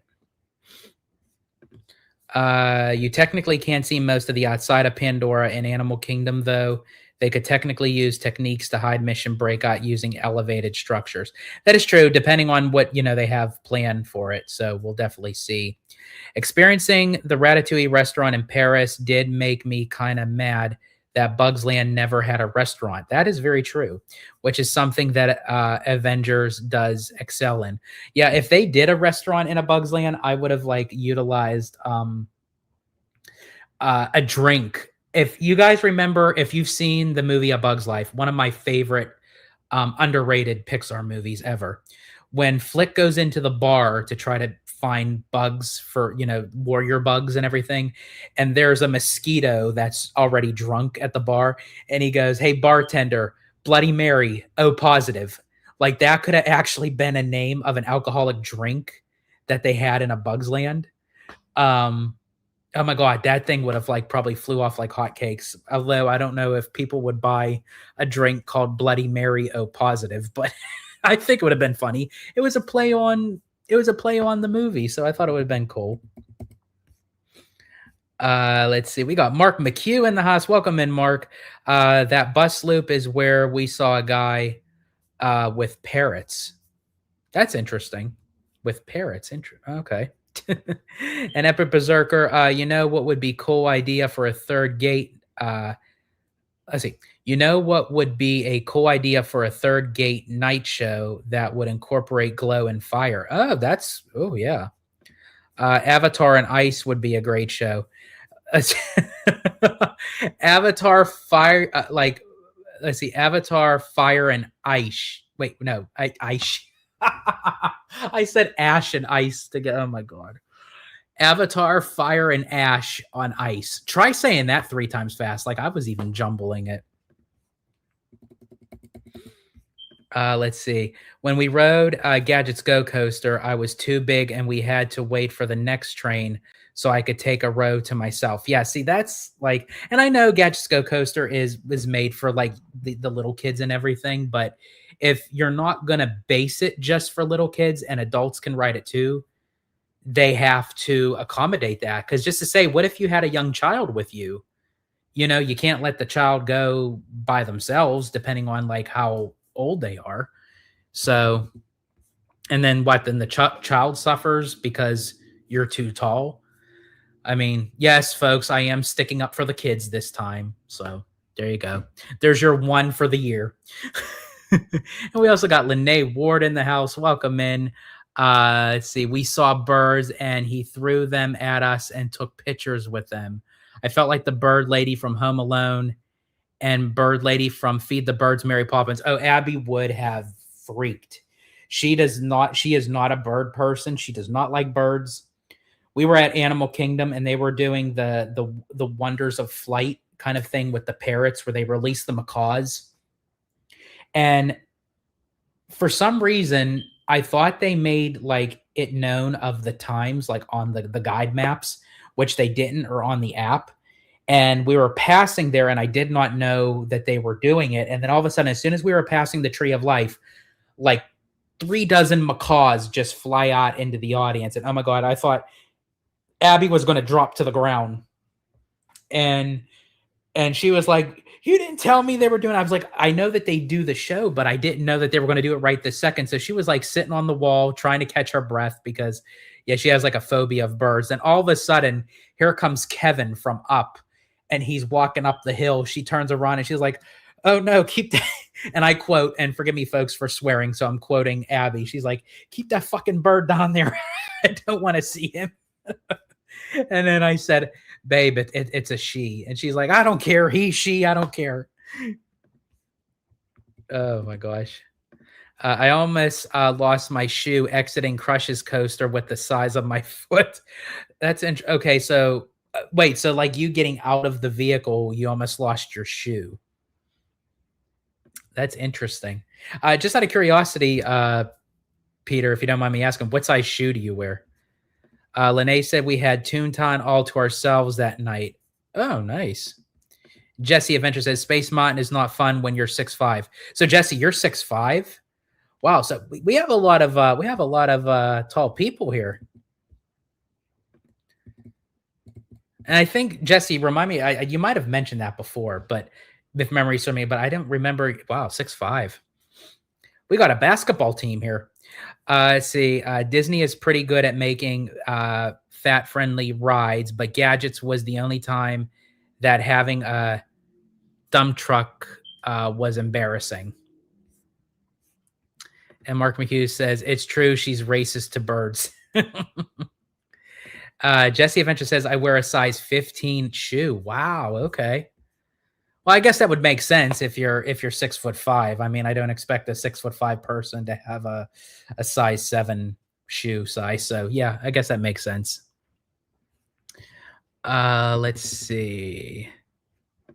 Lene says, "I am also not a bird person, like terrified. I was tipsy from Oga's Cantina. I literally wear hats and hoodies year round because I'm so terrified of birds.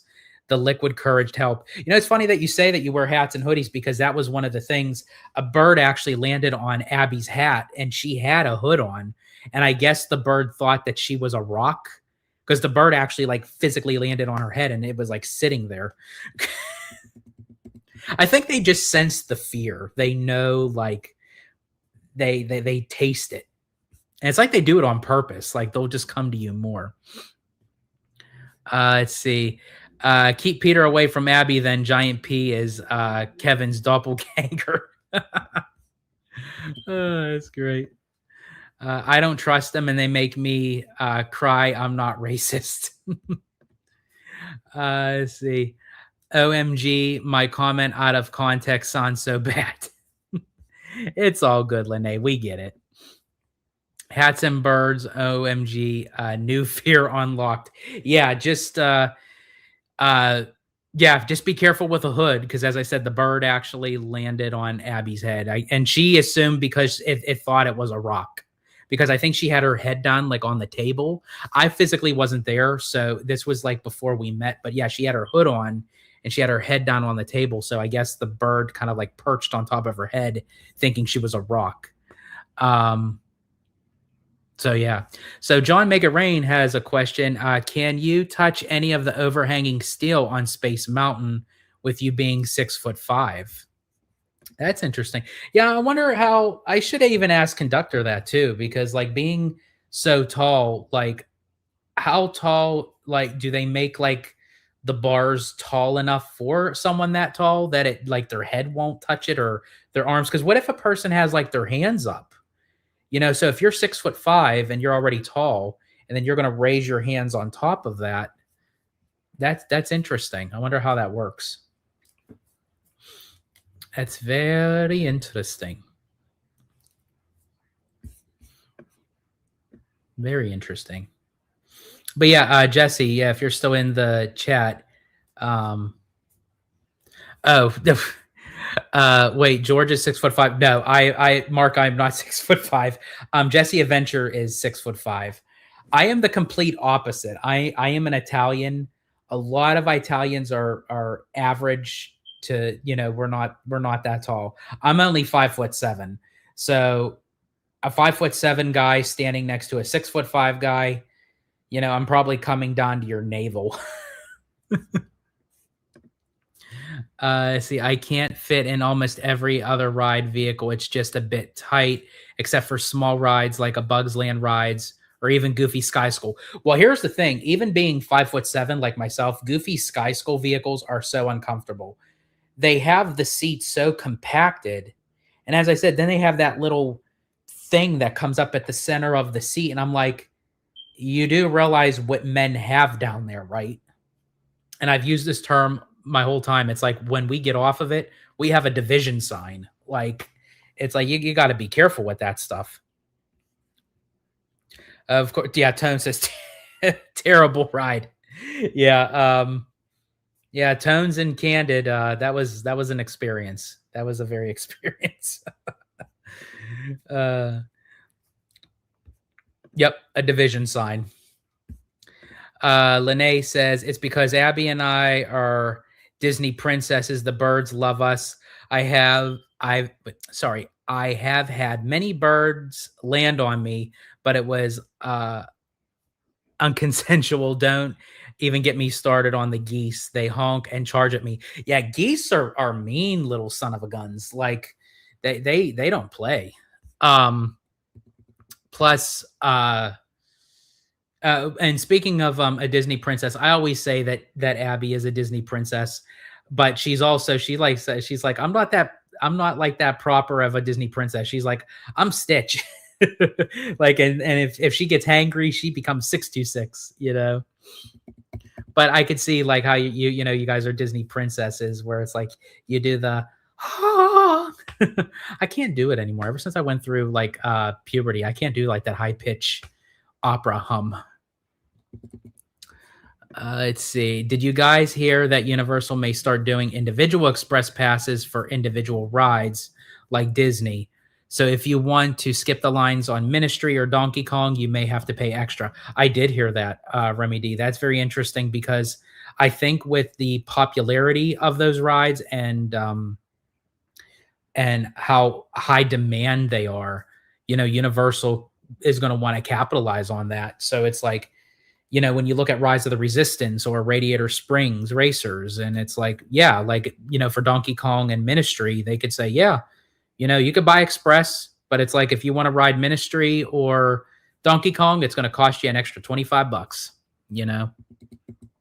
I could see Universal taking like a little bit more of a Disney route, in that sense. I think, I think that there's kind of starting to follow in that pattern, but because Universal is now starting to become big, maybe not as big as Disney, maybe not as popular as Disney, but they're growing, they're getting bigger, they're adding more stuff. So they're going to utilize that stuff. But the day Universal adds reservations to the parks, that's going to be a dark day in the theme park industry. I don't know if Universal would ever go that far, but that would be, whew, we're still waiting for Disney to remove the reservation system. Can you imagine Universal adding it? Then Disney's never going to get rid of it. Mark has never had a bird land on him randomly. Is that normal? I've had many birds land on me. Again, Lene, I think because with you and Abby, I think it's the fear. I think because they know your fear of them. It's like they like to torture you. They have like a mind of their own. Just like they say in Finding Nemo. Now, this is more for seagulls, but seagulls are the worst. I mean, they literally are rats with wings. Like, they will eat anything. They'll eat it right out of your hand. They will like hover over you. And especially like on the islands of like Castaway Key or Lookout Key, if you leave your food unattended, you're going to have like 24 seagulls at that food. And they have like the locals and the cast members like shoo them away. But like, yeah, if you're on a Disney cruise and you're at Castaway Key or Lookout Key, don't leave your food unattended. Just don't. But yeah, I've never had birds land on me. I've had them shit on me, but which I guess that really says how they feel about me. So it's like, you're not even worthy of us landing on you, but here you go. Technically, I get a back row to my DR, like from your from to my DR. Is that a what's DR? Technically, I get a back row to myself on Cars Paris Spinner for that reason of being tall. Getting out of the vehicle, my shoe slipped off, and shoe size is 13. Okay, 13. I'm going to cut out that clip of George trying to sing like a Disney princess and make it my alarm in the morning. There you go. Just that could be your alarm. So instead of it sounding like a Disney princess, Mark, it's basically me sounding like Scuttle from The Little Mermaid when they're trying to do the kiss the girl scene where they're trying to make the mood, and he's like wah wah wah wah. There you go. You can cut that one too. That's the same size as Mark's feet, giant panda twins. Giant panda twins. That's funny. Mark, our alarm in the morning will be George singing as a Disney princess. Most constraint ride that I've ever been on is RC Racer. That's interesting. They have a seatbelt going across the waist like Cars and DCA, and then an Incredicoaster style thing that comes down on you with a seatbelt in. Oh, wow. Okay, so it's strap over the waist and then pull down like Incredicoaster and then seatbelt up. Oh, my. Is RC Racer that intense? I mean, I know of it, but I've never been on it, obviously, but I am curious about it. That which buckles nearby the private. See, yeah, see, I can't take that. Like that just like makes my toes curl. Like when anything is like down there and it's like compressed, and then you're gonna have a force of like like a ride put like, oh my gosh, like I'm gonna have it going like two different directions. Lene says, seagulls, they don't even live by the sea in landlocked places. I've only seen them in parking lots. Pigeons in Europe will have Abby go crazy. Oh, yeah. Like, yeah. She doesn't like birds in general, but like the bigger the bird. We were sitting in San Francisco over at DCA, and I swear these ducks or mallards or like they were like trying so hard to get food off of people, and they were like flying in and out, and I swear you can feel the gust of wind like when they're flapping hard, and like Abby's like, oh my god, can we get out of here please? See, sometimes I go through walks through the aviary at the Calgary Zoo, and even there I've never been blessed. Oh man, yeah, getting Abby into the aviary, no, she would never. I could probably get Abby on a thrill roller coaster before but before going into an aviary. I've had birds poop on me too. It happens at least once a year. I feel like I'm being bullied. I hear you, man. Especially in London. Those pigeons love it over there. Hopefully not many at Universal UK. Let's see. That's why I always walk fast, Mark, in the aviary to avoid foul encounter. I like that.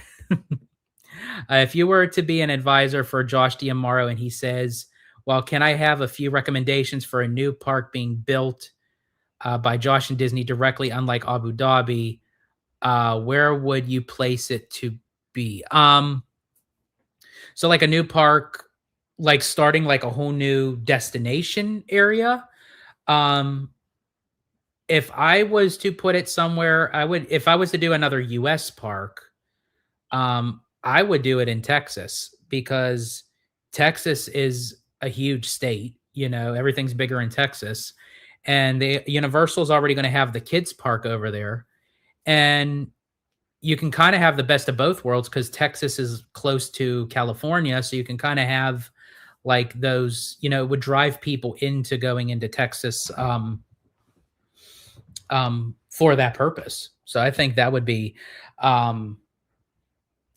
kind of cool to have a Disney park in Texas. Let's see. Racer seems like such a bad idea for a Disney ride. It's a roller coaster that is just shaped like a giant U, has one car, so has very low per hour capacity. What were they thinking? That is true.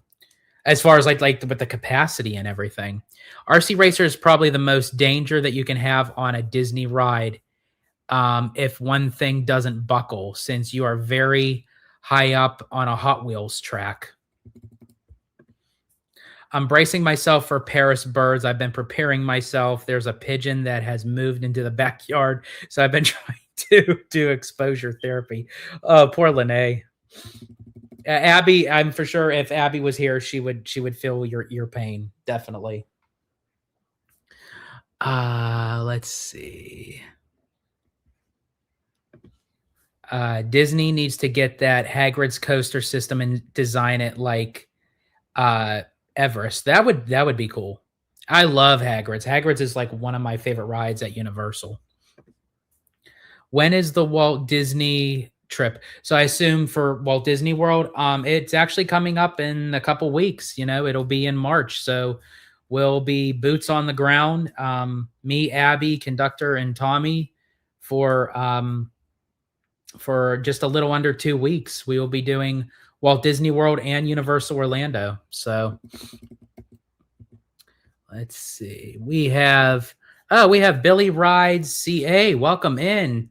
So glad to see you. I think Pixar Hotel will be demoed or moved when they build in the Simba area. Oh, I'm glad you mentioned that, Billy, because I've said this too, and I know a lot of people say, they just renovated it and, they base it off of the pier and everything.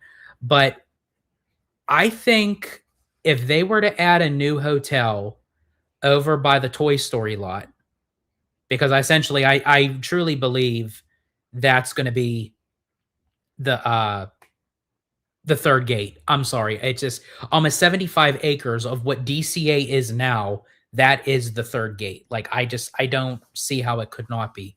So they're saying that there could possibly be a hotel there. You could possibly add hotels if Disney were to acquire Garden Walk. And yeah, and I just think that would clear up a little bit more land for them to use for park space in the Simba lot.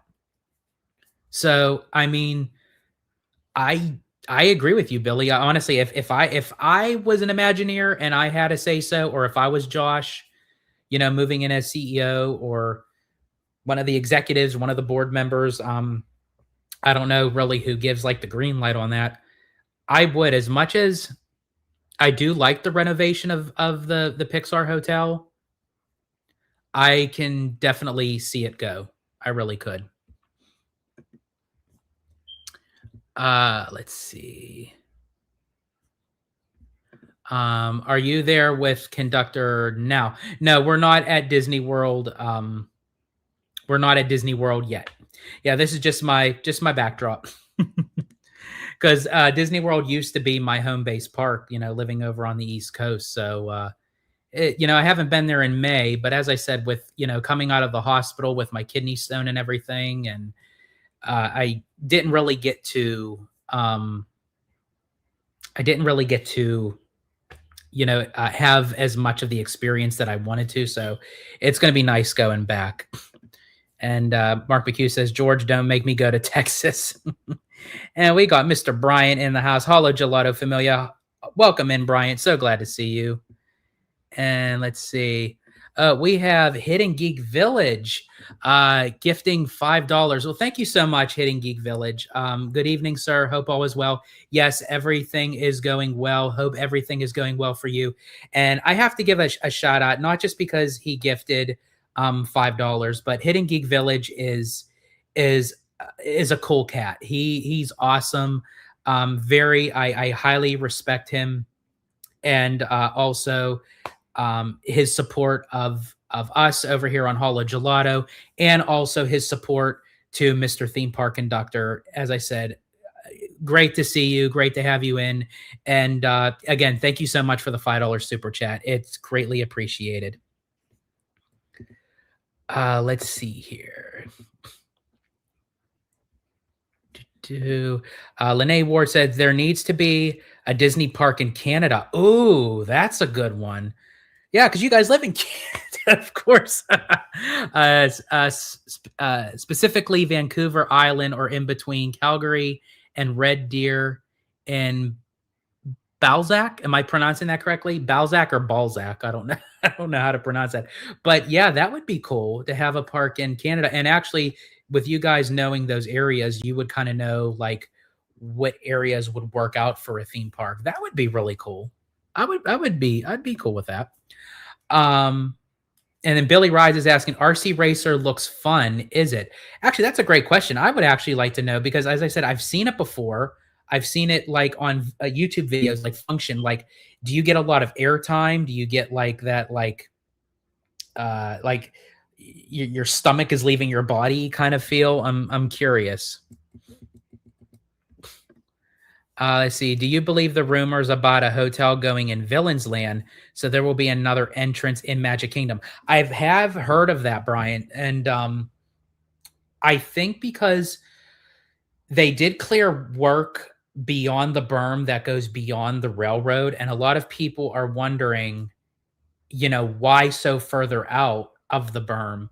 And I think honestly, a Villains themed hotel. First of all, you're adding another hotel that's more capacity for Walt Disney World. It's adjacent to the Magic Kingdom.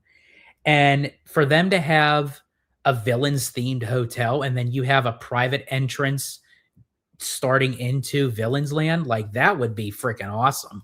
Like, I mean, if they were to announce that at D23 alongside with new information on Villains Land, because let's face it, folks, D23, we're going to get news on existing projects, and Villains Land is one of them. So if they were to say, like alongside with new info on the Villains Land project, maybe give us some more info on the attractions, what's going in the land, maybe a restaurant, merchandise. Then they say, you know what, we're also going to give you guys a villains themed hotel. And then also they're going to give us a Haunted Mansion themed restaurant adjacent to Villains Land that's nearby to the Haunted Mansion. That would be really cool. But I don't want it to be a replica of the parlor on the Disney Cruise Line. Like, let that be for that. I want a whole new different kind of experience if it was a Haunted Mansion restaurant, because I think a lot of people would appreciate that. Can you imagine a Haunted Mansion themed hotel that it's actually the mansion and it's actually connected to the ride?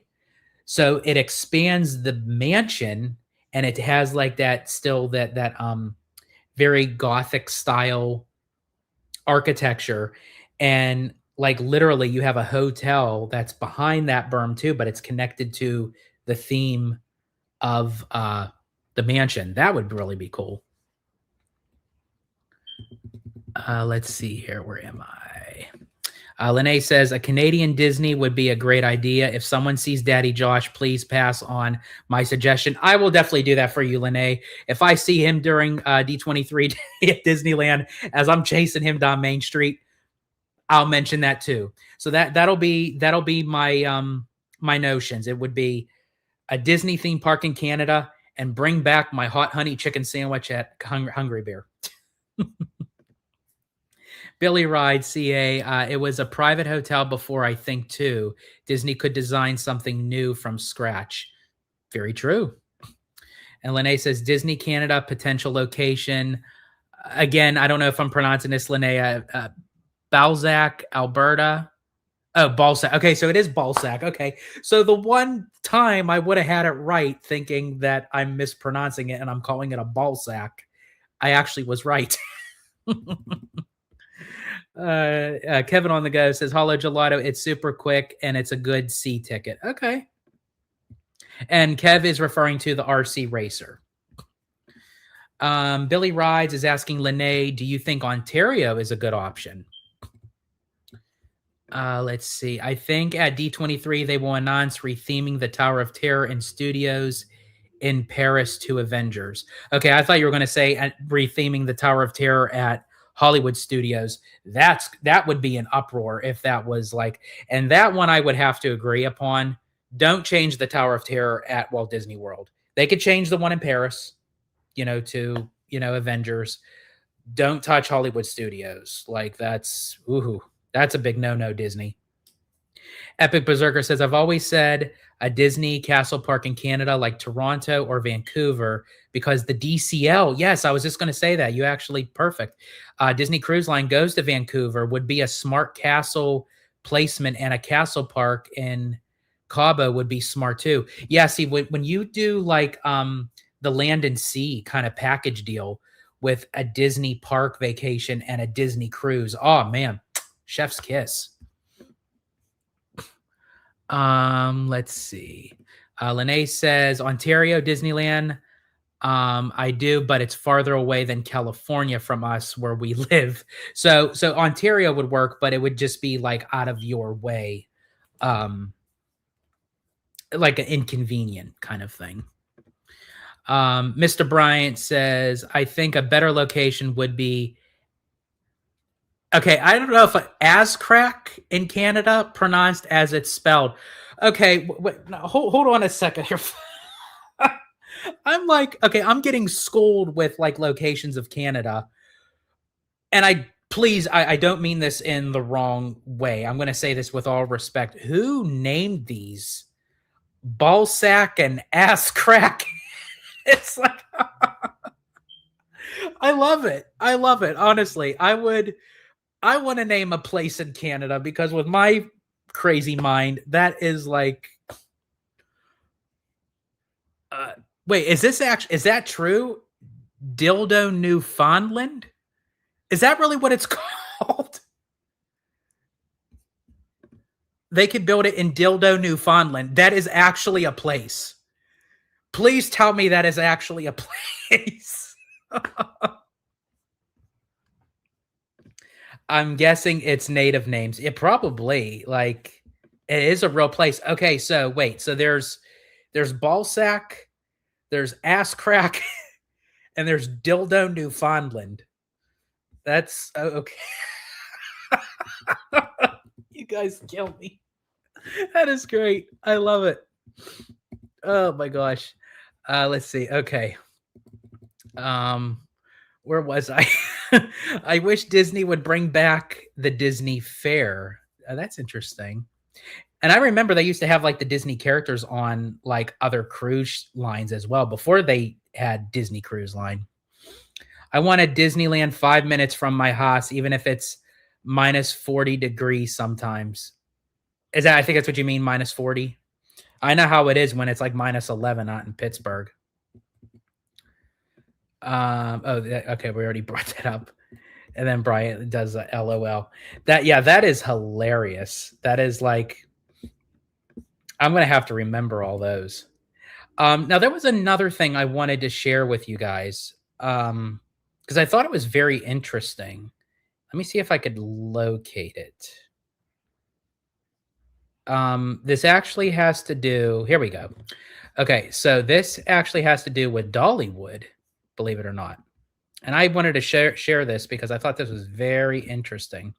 So this is coming from Jake Coasters, a behind-the-scenes look at Dollywood's night flight expedition using Mack Ride's rocking boat model.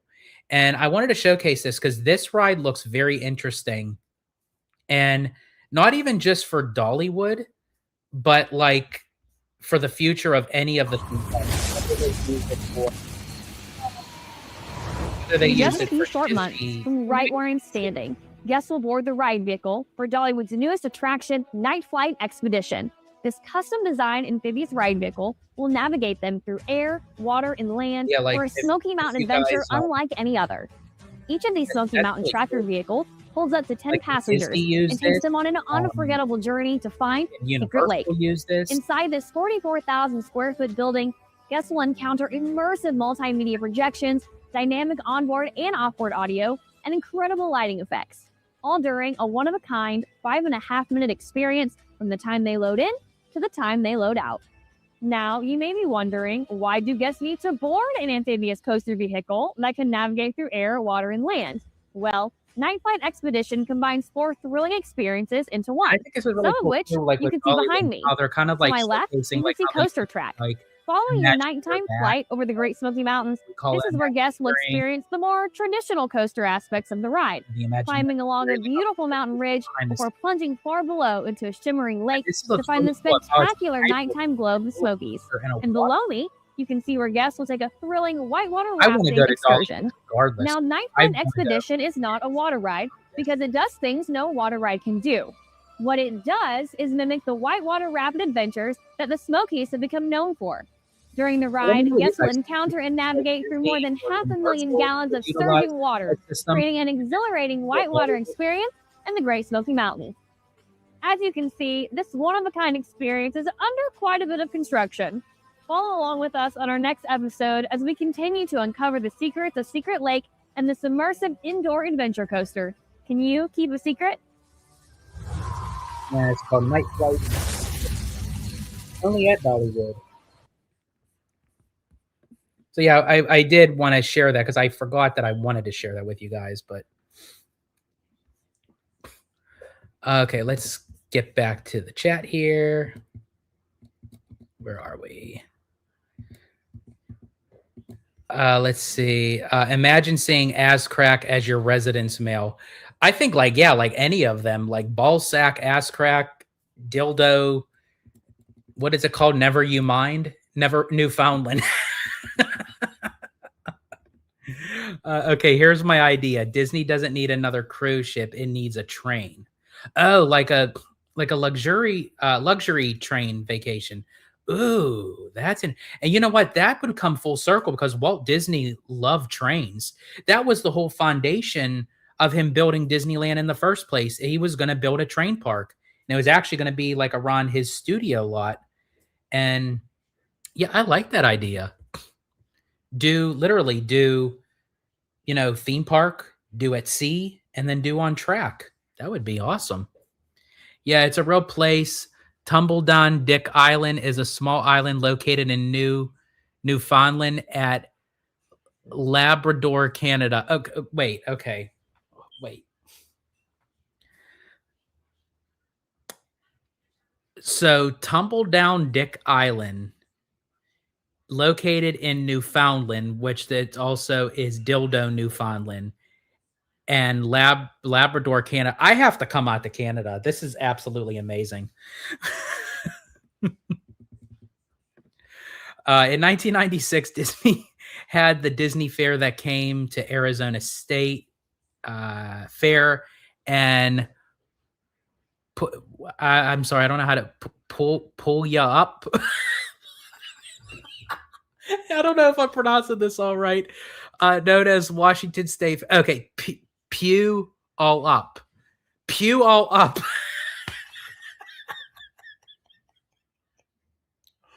Oh my God. Oh Lord. Oh my gosh. You guys are too much. You guys are killing me. Joel, Make It Rain. I forgot what the movement on the I forgot the movement on the Eastern Gateway was. If you can elaborate on that, John, like, what do you mean? Like, you forgot what the movement of like the construction, or if you could elaborate on that question a little bit. There's a lot of hilarious names of towns in Eastern Canada. Dildo, Cuckold Cove, Spread Eagle, Newfoundland. Oh man, this is awesome. This is great. I swear, I want to do a whole like travel around like Canada and like just see like how many of these areas I could find. This is amazing. And Canada has tons of beautiful scenery. Like that would be on top. That'd be like icing on the cake for me. Plus, I've never been to Canada. I want to travel the world. That's like my like long-term dream of just seeing as many places and locations as I possibly can. That's what we would get.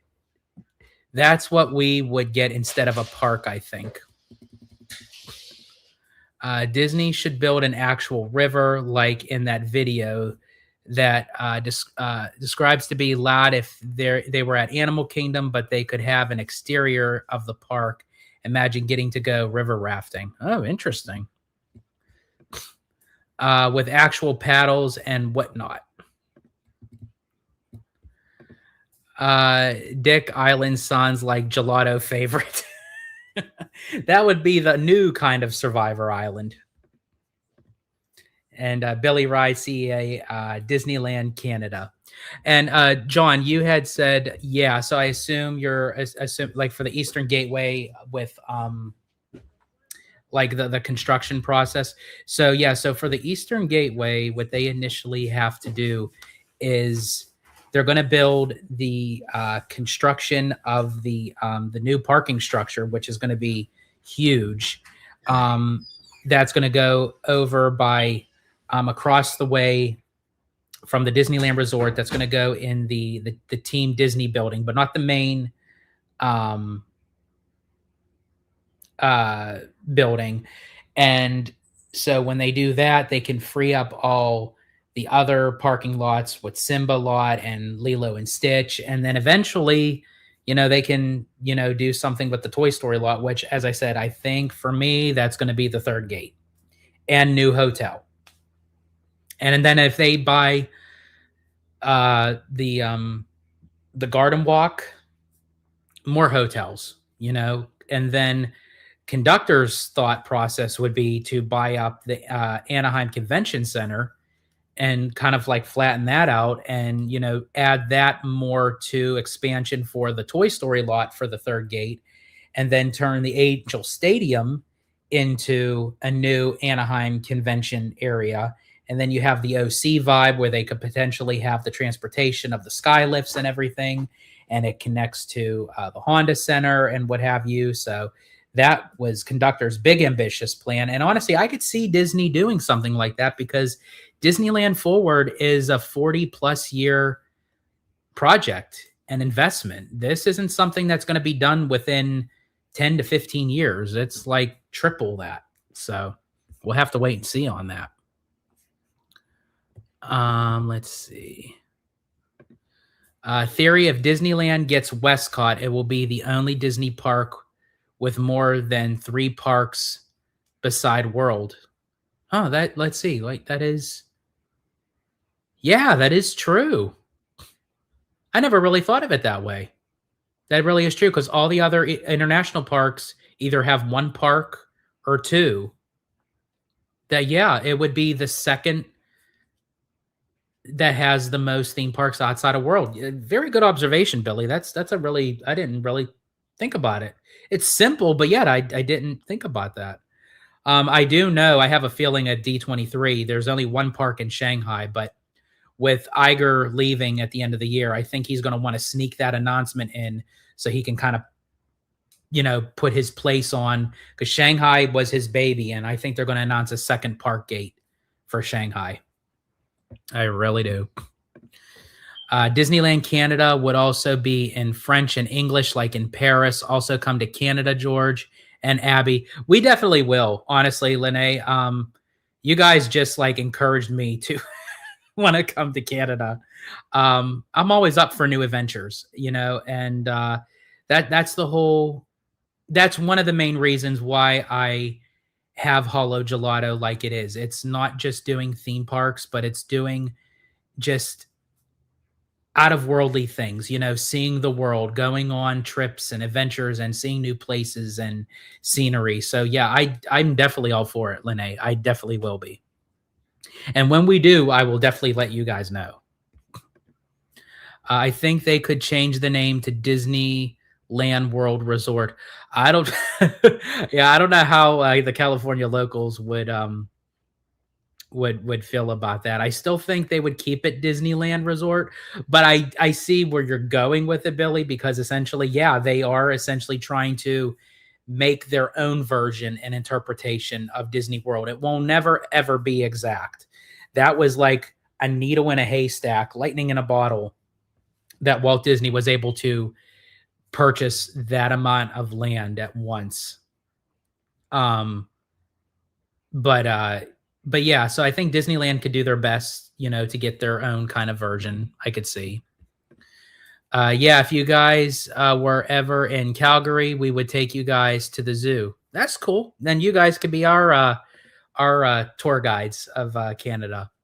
Disneyland World Resort would be perfect. I support this. Okay, Lene's all for it. There is another town called Blow Me Down, Newfoundland, and Labrador. I don't know if it's close to Dildo. It's literally called Blow Me Down. Oh, man. Oh, my Lord. Jesse Adventure, you should definitely come up to Washington State. We have awesome scenery.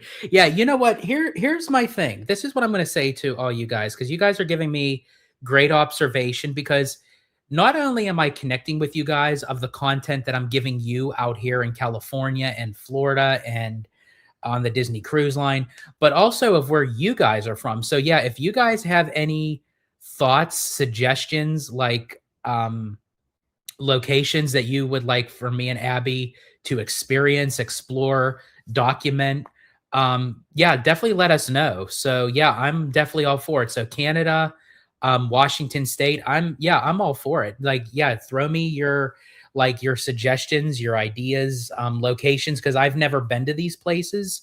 So yeah, so definitely reach out anytime. You guys can find me and Abby on Instagram under Hollow Gelato.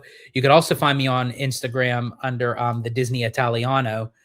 So there's two ways. And then Abby has her own Instagram, Abby, I think _Clavacia, I believe that's what it is. So you have four ways of reaching out to us on Instagram. And then you could also find me on X on Disney Italiano. So you guys can private message me. I know Matthew does all the time. Peter does. Kev, Rudio, all you guys, Epic Berserker, you guys message me all the time. So if you have any suggestions or anything, yeah, don't be shy. Or if you guys don't have those social media platforms, you could definitely, anytime I do a live show or even in one of just the videos, just put it in the comments. I read all comments. I never let a comment be unread, and I will like it. I will respond to it. So yeah, I just want to let you guys know that. Let's see. There's a dinosaur museum an hour away from us, like a good one. We met people from Orlando there the last time we were there. That's cool. And Lene says, yeah, Canada is great. We have the best names. Yeah, I can see that. I never knew that. I just got a crash course on that tonight. Yeah, man, Newfoundland is a weird place. Wait till you hear how those people talk. Oh, man, I can't wait. That would be awesome. And Epic Berserker says, Seattle would be fun. They have a drink called Screech, and to get screeched in... Wait.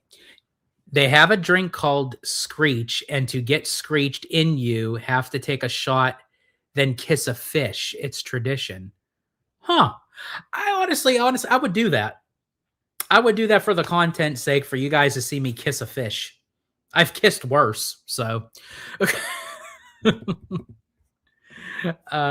Eastern Canada is gorgeous. Same with the West Coast. I lived on Vancouver Island and miss it dearly. That sounds cool. And you know what? Maybe because there are some Disney cruises that I've been looking at for future reference, and some of them either start in Vancouver or they end in Vancouver. So maybe if me and Abby do one of those cruises, we'll either do the cruise, port in Vancouver, and then we'll do our Canada little trip and fly back, or we'll do our Canada trip and then go to the port in Vancouver, take our Disney cruise, and then fly back from there. I think it'd probably be easier to probably end the cruise in Vancouver, do our Canada trip, and then fly back. I think that would probably be better. But yeah, that'd probably be a good idea. Eastern Canada is a vibe, though. The culture is so good. It's also super friendly. Okay.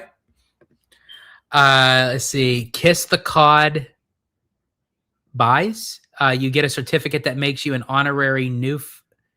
Newfie, is it? Okay. Newfie is what Newfoundlanders are called. Okay. All right. Yeah. Yeah, that'd be okay. That'd be interesting.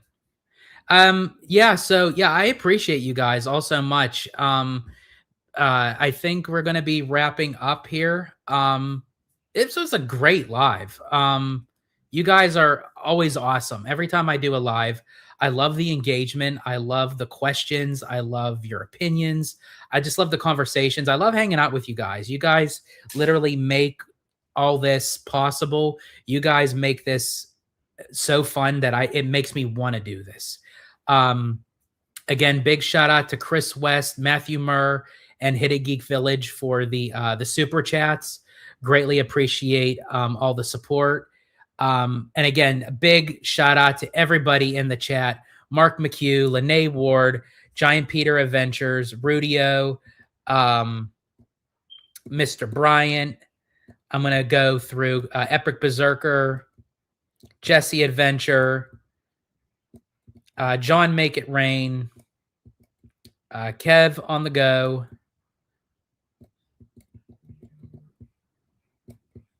Let's see. I want to give a shout out Billy Ride CA, and definitely welcome in Billy. That was great. Hitting, as I said, Hidden Geek Village, Chris West, Matthew Murr.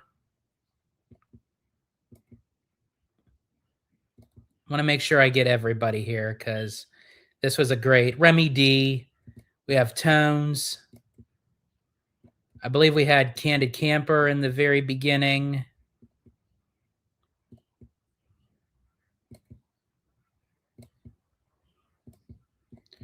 We have Alan, Florentin, Mr. Theme Park Conductor, of course. I'm so glad he was able to join. And shout out to Theme Park Conductor. Please, if you enjoy my content, you will definitely enjoy his. We do a lot of collaborations, so definitely go over to Theme Park Conductor. Of course, my babe, the hollow to my gelato, Abby, Shelly Nicholas.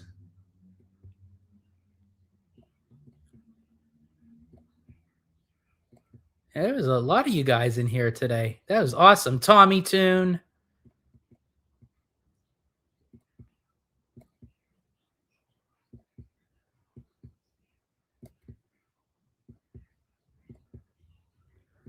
Thought there was somebody else in here that came in briefly. Oh, here we go. I don't know how to pronounce this, so I'm going to butcher it. So I'm just going to bring it up on screen. And thank you for joining, Mademoiselle. And yeah, that's that covers everybody. And yeah, so I want to thank you all so much for the love and support. I greatly appreciate every single one of you guys. Yeah, it was awesome. I'm gonna just finish up here with the comments. I like going to the Kennedy Space Center. That's a good one. There is a Broadway musical called "Come From Away," all about Newfoundland. It's amazing. I gotta definitely check that out. And Lene says this was this was the best. Awesome. Thank you so much, Lene. They do that in the musical "Come From Away." Oh, cool. And are you guys going to be headed to Kennedy Space in Orlando? There's a very funny story I have with that place. Unfortunately, not this trip, Giant Peter, just because we have a lot already on the itinerary. But we definitely will make it to be to pick a time to do that. And thanks, George. You're so welcome, Mark. So glad you were able to join. You had me in tears with some of your pronunciations, George. Thank you. Yeah, I'm my pronunciations. I don't even like some of that stuff, but I'm glad you enjoy it, Brian. So thank you. And Lene says, ooh, have you seen any of the space launches or what the skies or watch the skies, geez Louise, for spaceships now that there's a space launch place in California? Not yet, but I have like heard, I've heard it, but I would love to actually see it for myself. Yes, and that's very true. Shelly was new. Thank you, John, for that.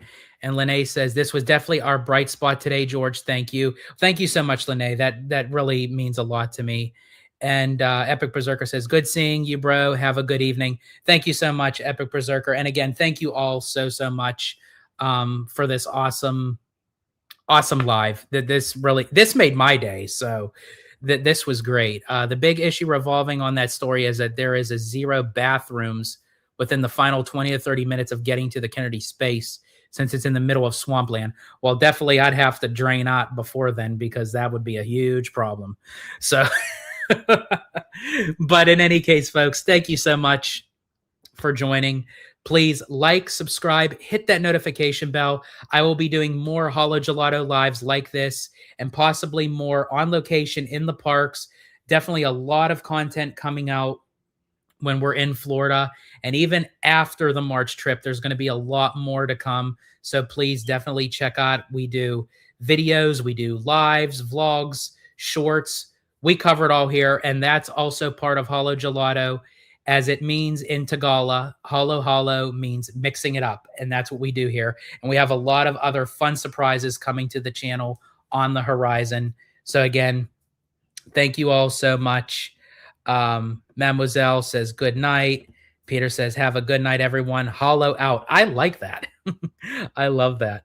Oh my God, I love a good half to oopsie poopsie giant panda. That's interesting. Even gas stations too. Okay, folks. So in that oopsie poopsie. On that note, I'm going to end it here. Thank you all so much again. I know I keep on repeating myself when I say thank you so much, but I truly, really mean it. That I can't even say thank you enough for everything, and it's greatly appreciated from both me and Abby. So in any case, I'm George the Disney Italiano, and as I always say in Disney Italiano fashion, stay safe, stay healthy, stay Disney. Italiano out.